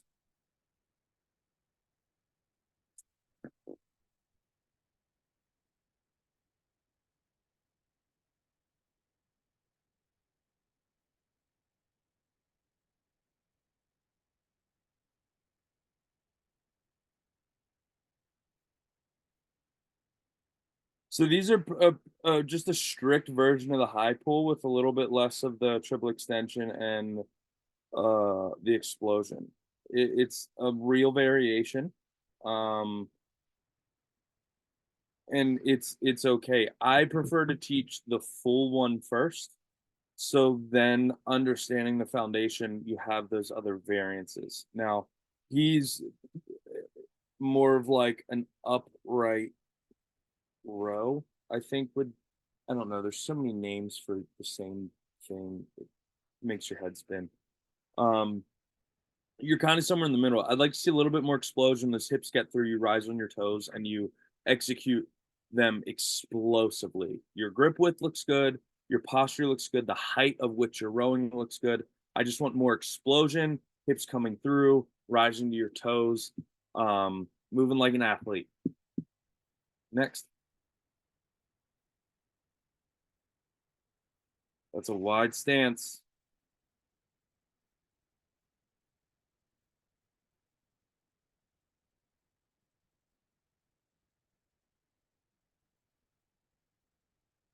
Okay, good.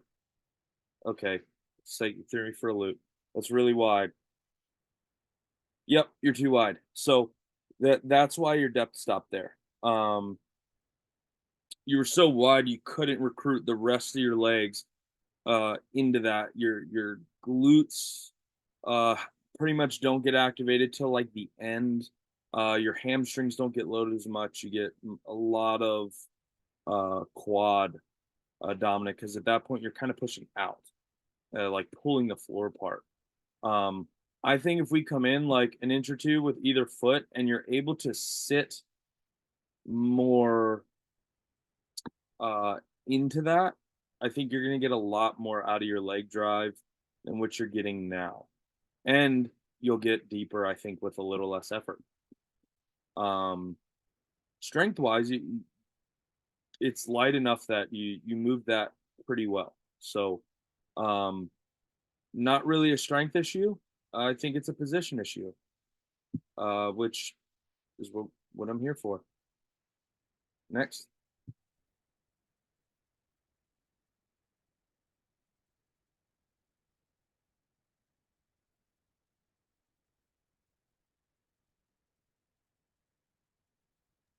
I mean, pretty sweet setup though.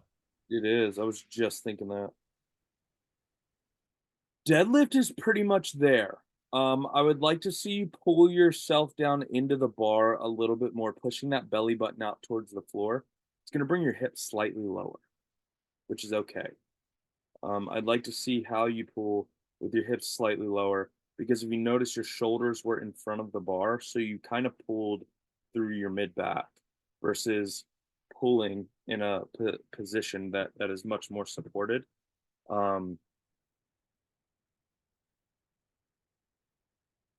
You see how your shoulders are rolled forward.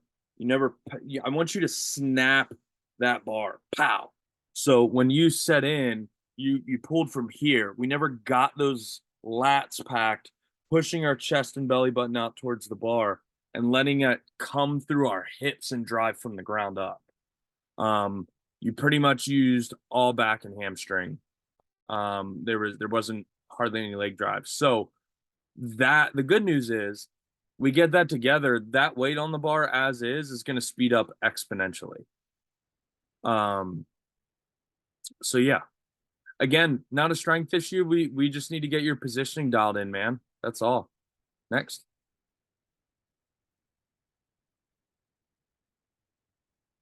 Inverted row, I think.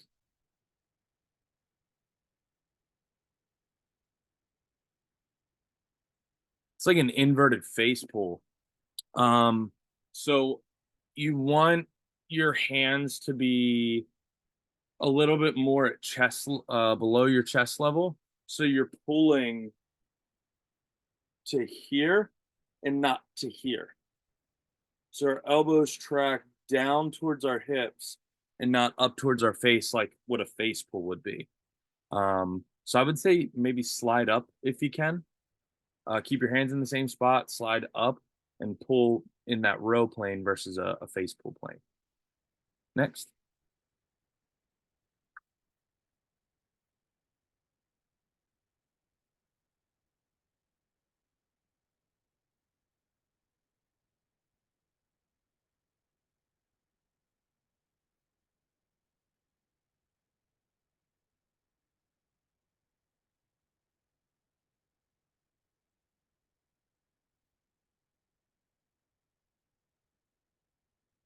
Carlee, these are pretty good.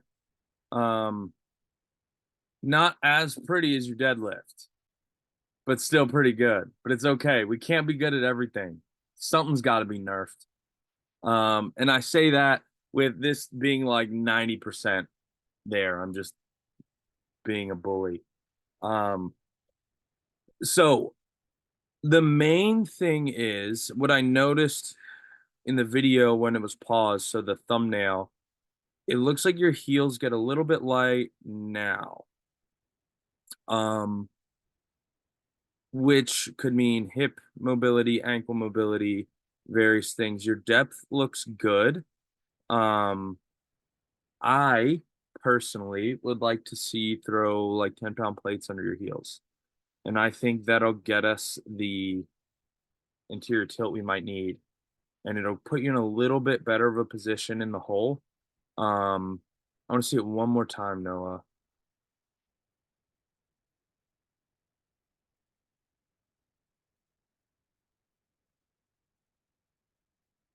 Because as she progresses, it's subtle, but there is a slight, the hips rise before, boom, there. You see the hips kick back and then up, bit, and now she's got to fight back forward. that is the very earliest signs of before you're about to fold and you're getting too far out of position. She's strong. Her brace is strong enough, which this is known that this is how a brace can save your ass. So the fact that her brace is strong enough, when those hips kick back and up, it puts her forward. But her brace is strong enough, you don't see her fold, which means she's got a strong core. That's really, really, really good. I would like to see her get her heels slightly elevated, like in either lifters or plates, whatever works. And I think I wish she was on the call because I have questions on what she's feeling and when she's feeling it that could dictate the next thing I say. So with that being said, I'm curious, are you feeling pressure in your hips near the bottom in the squat at any point? What are you feeling and when are you feeling it? Because that would dictate any further cues I give you. Overall, it's a pretty good squat. Next.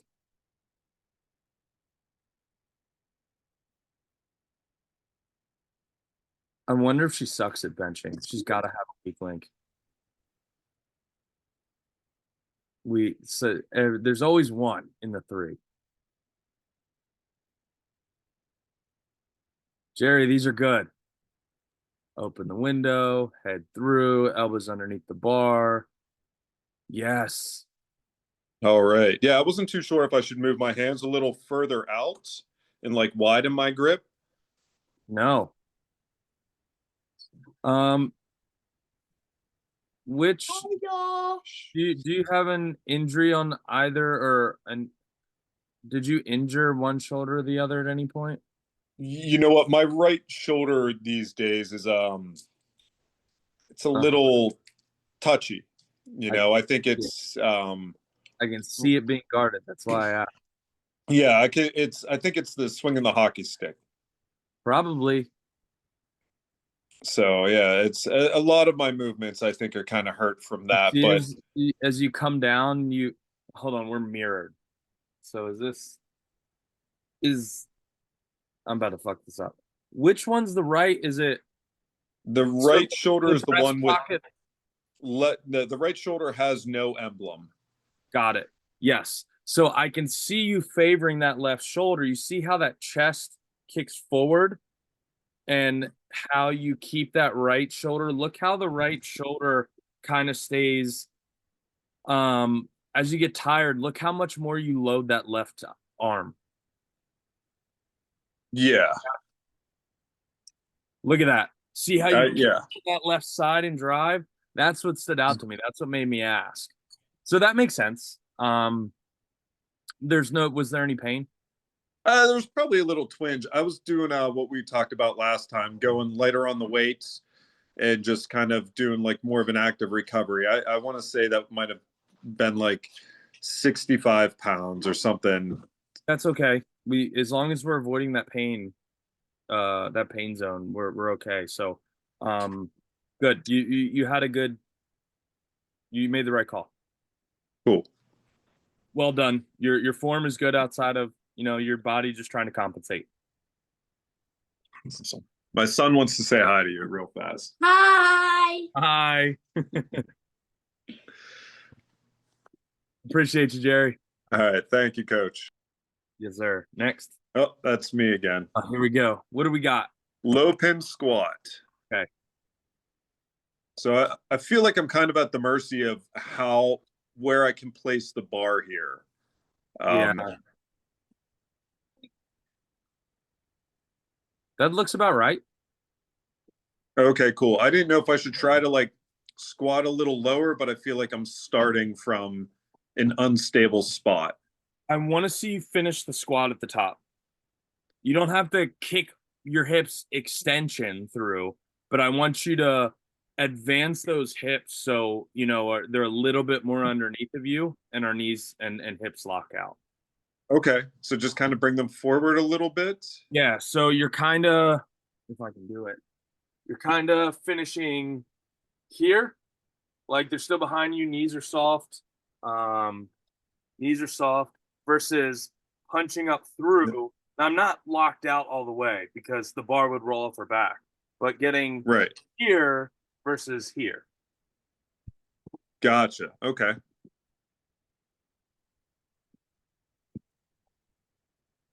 Next.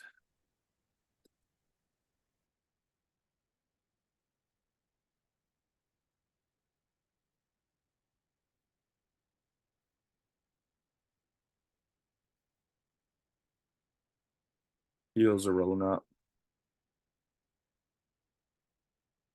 Get a little bit wider, Mark.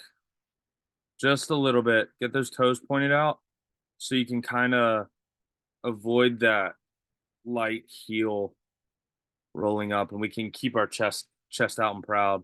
You see how we kind of go into complete, not complete, some subtle flexion towards the bottom. But I think it's position related, not necessarily can't support the weight. Next. Just changing that foot width around and again, experimenting can your body tell you a lot of things, like you might feel it in your hips when you're too narrow or too wide, and that's your body talking to you kind of where it wants to be sometimes.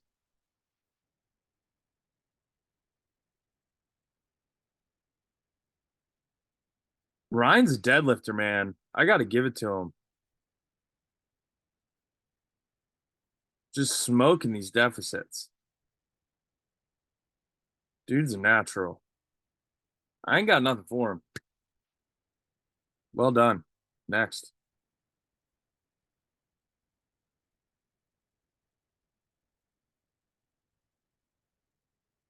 Beautiful rack position. It's got the band behind him for the depth marker.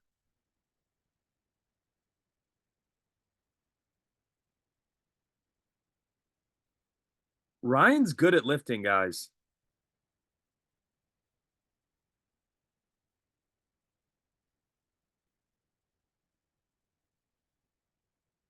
He's moving so well.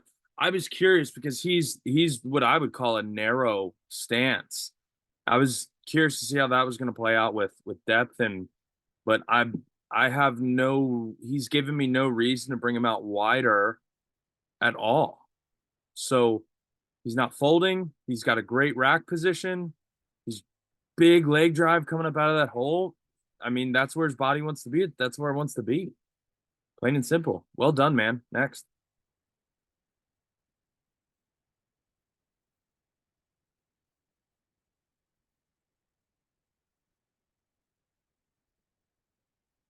It was subtle, but it was good. Watch him pull that back in. Yep, right before he breaks off the floor, he sets that back. Pop. Good. It could be a little bit more exaggerated, but that's what we want to see. Christian, these are really good, man. I would say get out of those shoes when you deadlift because you're adding heel and elevation, which pitches you forward. It's going to make your leverages a little different. And it will cause you to be basically at a deficit, a subtle deficit, but a deficit versus getting out of your shoes, taking advantage of your limb length. Next.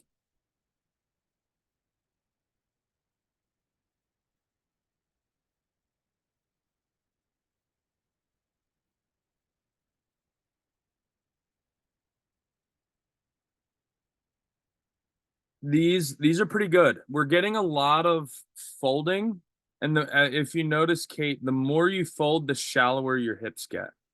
So I want you to focus on keeping your chest as high as you can. And a drill that I've given people in the past is put their forearms in front of them and go right up against the wall. And try to squat as low as you can, keeping that same distance and it pushing your chest up. So like basically your knees and forearms will be up against the wall and you've actually got to squat away from the wall. So while you're facing into the wall, so that can help because you can't fold forward with a wall in front of you. So it'll kind of, sometimes that little bit of barrier gives people that mental kick to really stay upright. Now, I don't think your core's too weak. She can't support this dumbbell. I think it's just a knowing where to be, mobility potentially.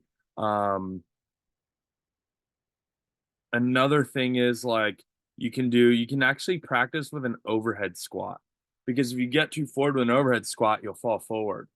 So if you actually hold like a PVC pipe and you actually try and squat down with it overhead, it puts you in kind of forces a position.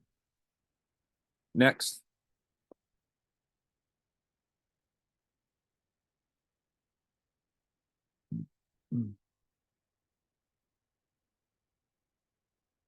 All right, Elise.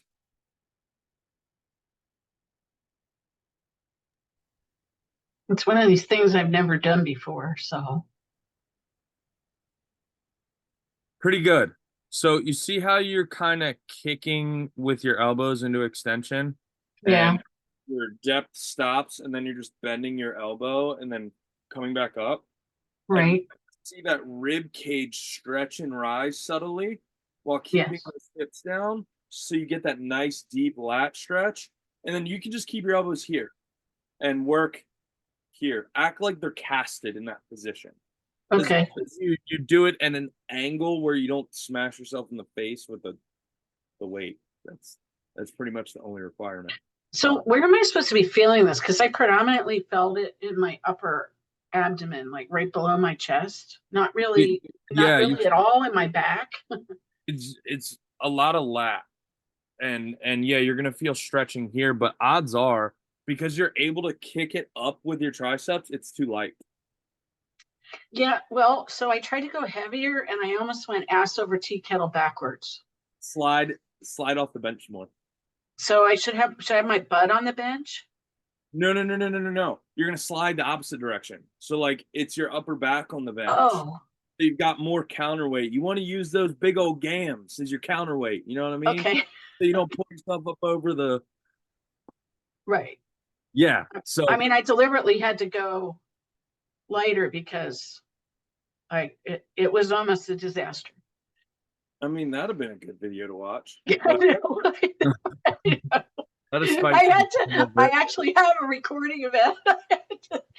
You should have submitted it. God damn it. It was not good. So yeah, just slide down just a little bit and think of our elbows as fixed in a position. All right.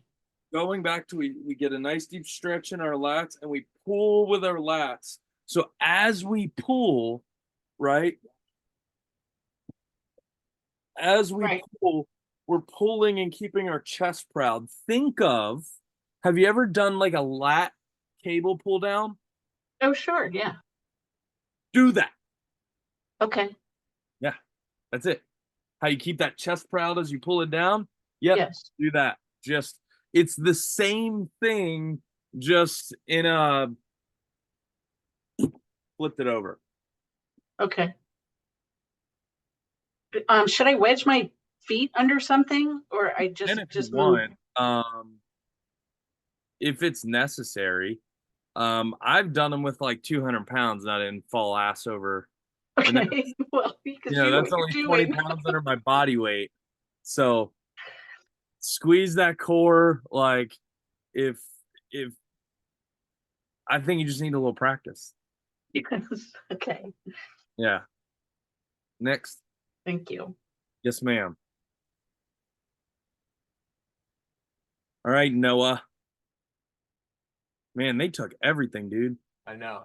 I don't know if you could tell at this angle very well, but I tried.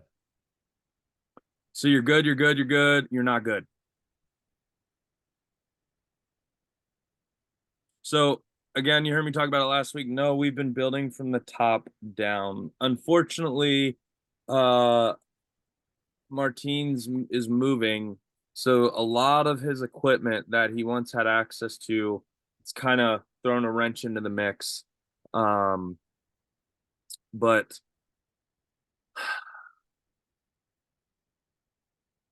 wipe off your camera, bro. I know, it's fair. It's also backlit. It's You terrible. see how you're actually not pulling your back into position, you're just rocking back and forth? Yeah, I feel like it's like I was struggling to do cat-cow as easily on a bar as I on the mat. Like my brain was having a hard time with that. Yeah, because it wasn't happening at all.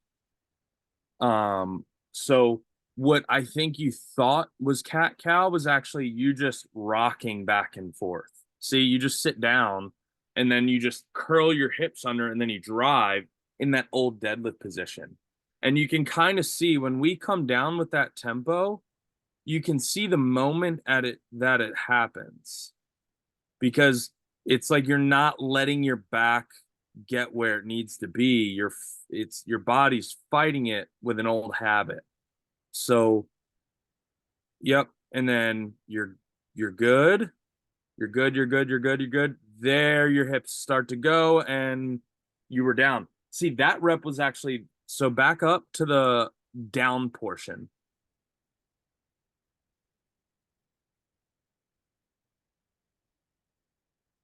And slowly bring it forward till you touch the ground. We're good. Now our hamstrings are involved. We're where we need to be. That's the best one of the bunch. And it happened on the eccentric because you were a little bit more patient on the down, not necessarily in tempo, but with trying to get your legs involved. Because normally you sit back, your hips curl under, and then you try to squat it. That was your best rep out of the bunch because you were patient and trusted your back a little bit, I'll say. So we need to mimic that more often. And dude, we've got to exaggerate your cat cow. Like, I mean, make it drastic because it needs to be like a very big physical signal for it to stick, I think. Does that make sense? Yeah. It needs to be a loud signal.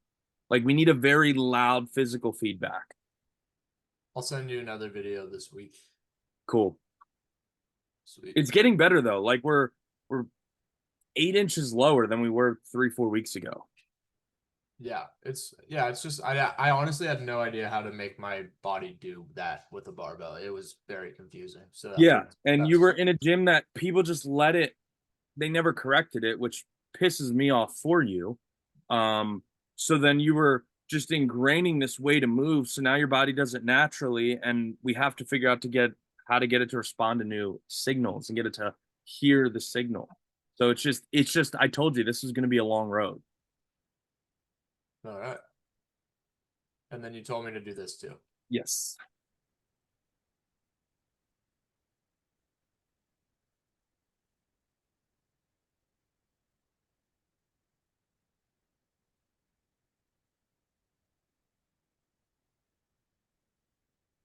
Okay. So when you start, do you see how you simultaneously bring your hips back and your chest down? Yeah. I want you to break at the hips without tipping.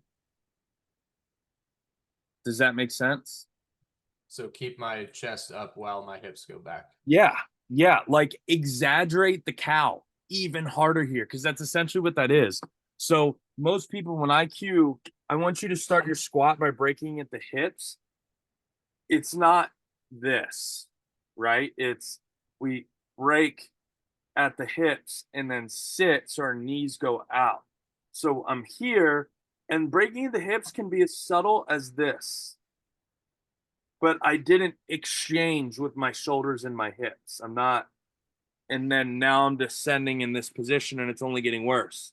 So I'm breaking at the hips, bit, and then I'm sitting and I'm maintaining this position all the way to the ground. So that's also why we're having you do all those, 90-90 flows, all those hip mobility drills with your surgery history. Look here, that's hip mobility. That's what that is. At the bottom there, when you're good, and now you're going to fold some more, and now you're pushing forward. So when your hips curl under, you push forward onto your toes. Bit. Yeah. Now your ankles roll in. So that's going to be some hip mobility and glute strength. Yep. Gotcha. We've got some isometrics that I'm going to throw in after seeing this that you're not going to like, but it's fine. I'm down. All right. I just want to say I'm very proud of myself for not making fun of people for using a bar pad.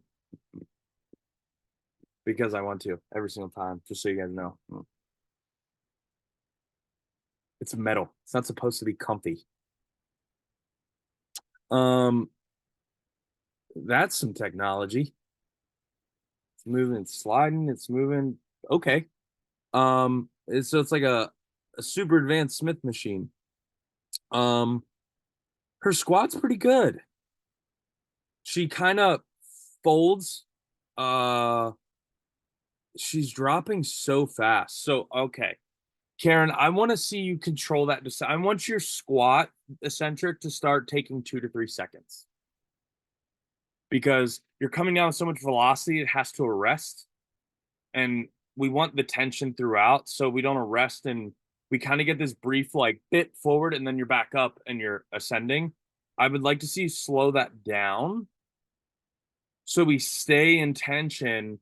So when our input is immediate back up, we don't have any variances in bar path. And the thing is, with this machine, you can really see that vertical piece. Your bar variance is almost, that's like 6 inches. So if you notice, you're breaking at the knees simultaneously as you start to sit down. So that cue I just gave Noah of breaking at the hips first. Luckily, you've got good ankle mobility because that ankle knee angle is like you're almost like hack squatting. We need to get you back a little bit so your bar path remains vertical. Slow it down. Every rep its own. You move very well. Your mobility is fantastic.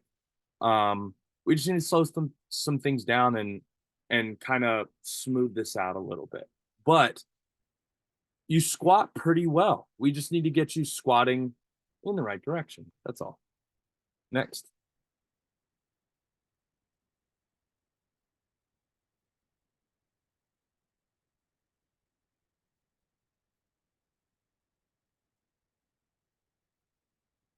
So these are, I'm not sure if are these RDLs? They look like RDLs, but we're soft in the hips on the lockout. And our lumbar is in flexion. So Nancy, these aren't bad. You've almost got it. So if it's an RDL, I don't want to see any flexion in the lumbar. I want to see a really strict, rigid, neutral spine as we push back. It's going to create more stretch in the hamstrings and glutes.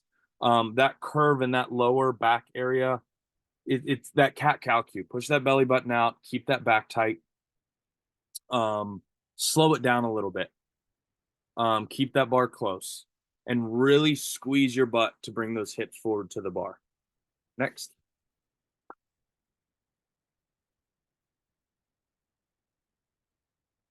Straight leg deads. Well, stiff leg.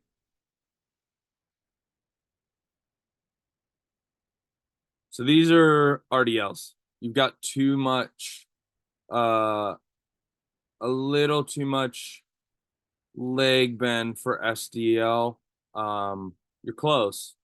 But I would rather you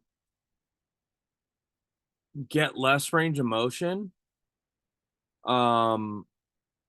If you want to do SDLs, get less range of motion to allow you to stay in the right position. From the hips up, your posture, it's starting to deteriorate now. You're starting to get some flex in the lumbar. So with SDLs and RDLs, your range of motion ends as soon as that lumbar starts to break. This is the most strict version of posture of any deadlift variation. So you're you're nowhere near yeah.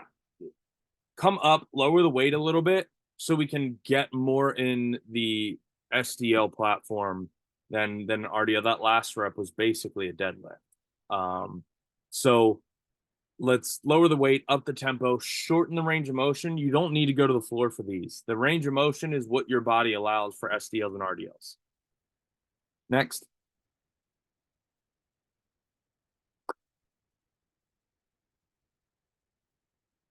The thumbnail looked good.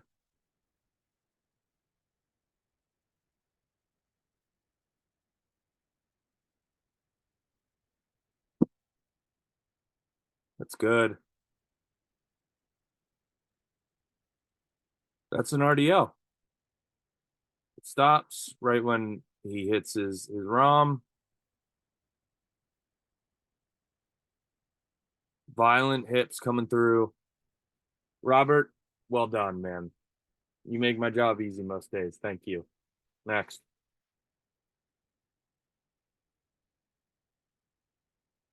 Amelie tries to make my job hard with the tire flip. That's me.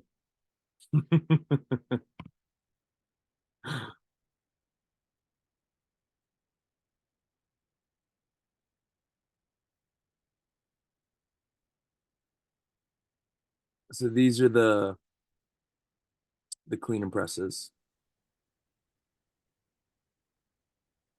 Benoit, these are pretty good. So think of a clean. We want less of an arc happening, and we want up and catch. So we basically kind of flip them versus come out and around. So does the elbows need to go up? Yeah, think like your elbows and hands trade places. So you come up, your elbows come up, and then you snap through. Okay. Think like, yeah, they just trade places. Keep them close. Okay, and the momentum was correct. Like I stop at the shoulder height and then I push upwards. Yeah, that was totally fine. Yep. Okay. Next.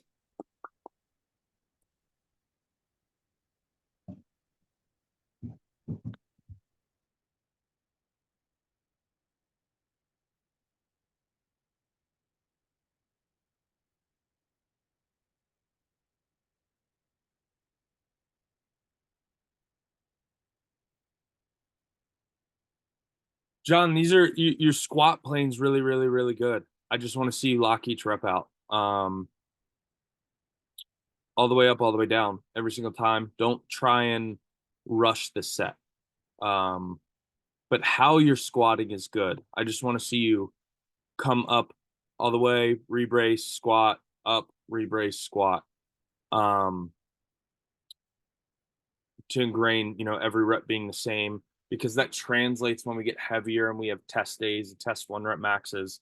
We're testing from basically a dead stop. So you don't have to take forever, but down, up, and so forth. But how you're squatting is great. Next.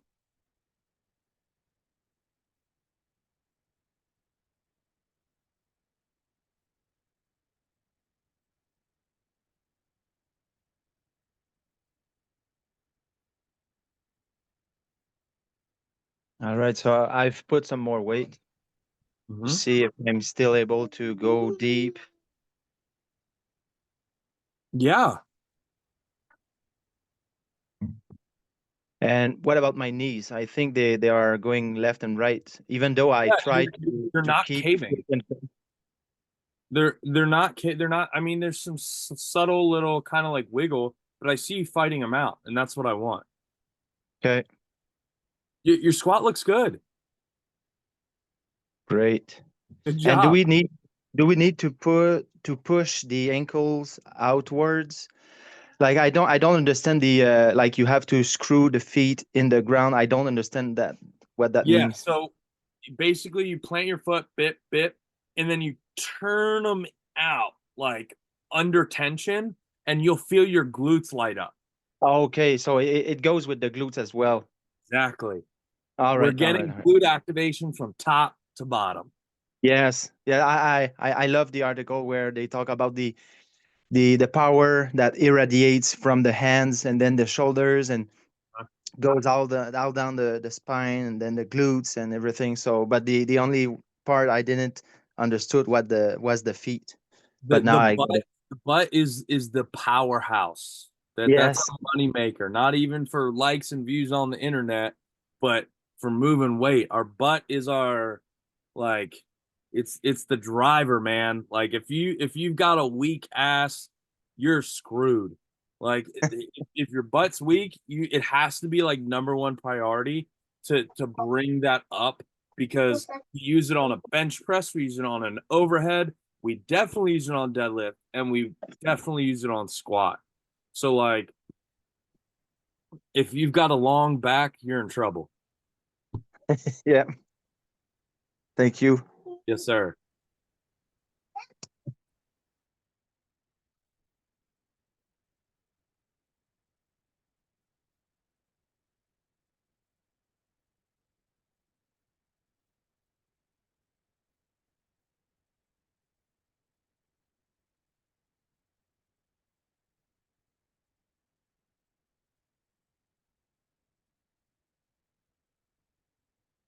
These are pretty good. If these are conventional deadlifts, I like where you're at. But also if they are conventional deadlifts, I want to see you on the floor every single rep. Dead stop. I don't like touch and goes, especially when people are learning things on deadlift because they don't translate. I need you to get good at the from the moment when you walk up to the bar. So when we're pulling from a dead stop every single time, it translates over to that first rep in a rep scheme much more than touch and go. Because every rep after that, if we're touch and going, gravity is setting us in better line. With that being said, that first pull, you see how your back was the most out of position that it was against the rest of the set. This is why I don't want you touching and going, is because you got into position after the first rep. We need to get you into position on the first rep. Because say you want to go for a 1 rep max, second rep doesn't matter because it's non-existent. So we need to get you good off the floor. Pushing that belly button to the floor, that cat-cow cue, getting that back into neutral position. Because when we do test, brace, and run it at 100 and 102%, there's going to be flexion. There's going to be form's going to take a back seat subtly, sometimes more than subtly, when it's an all-out send for a 1 rep max. And that's the only time where I'm not really paying attention to form. I'm paying attention to what went wrong so we can fix in the rep work and in the volume and beef that up, make it stronger so it's not a restrictor. So we train in the realm of perfection. It's okay to get messy on a PR. It's a PR. So yeah, we need to get your first rep on the money to look like the rest of your set. Next.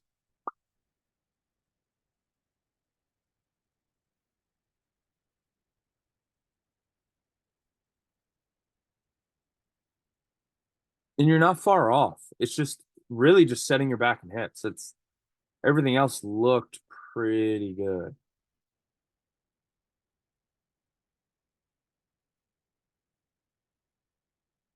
Yep, slight roll forward. Notice how you're coming down and forward with the slight bend in the arms. We want straight arms. And we want to come right down your shins. So yeah, the same cues. That just really kind of confirmed it. But yeah, that's it for that one. Is that it? Is that the last one? Nice.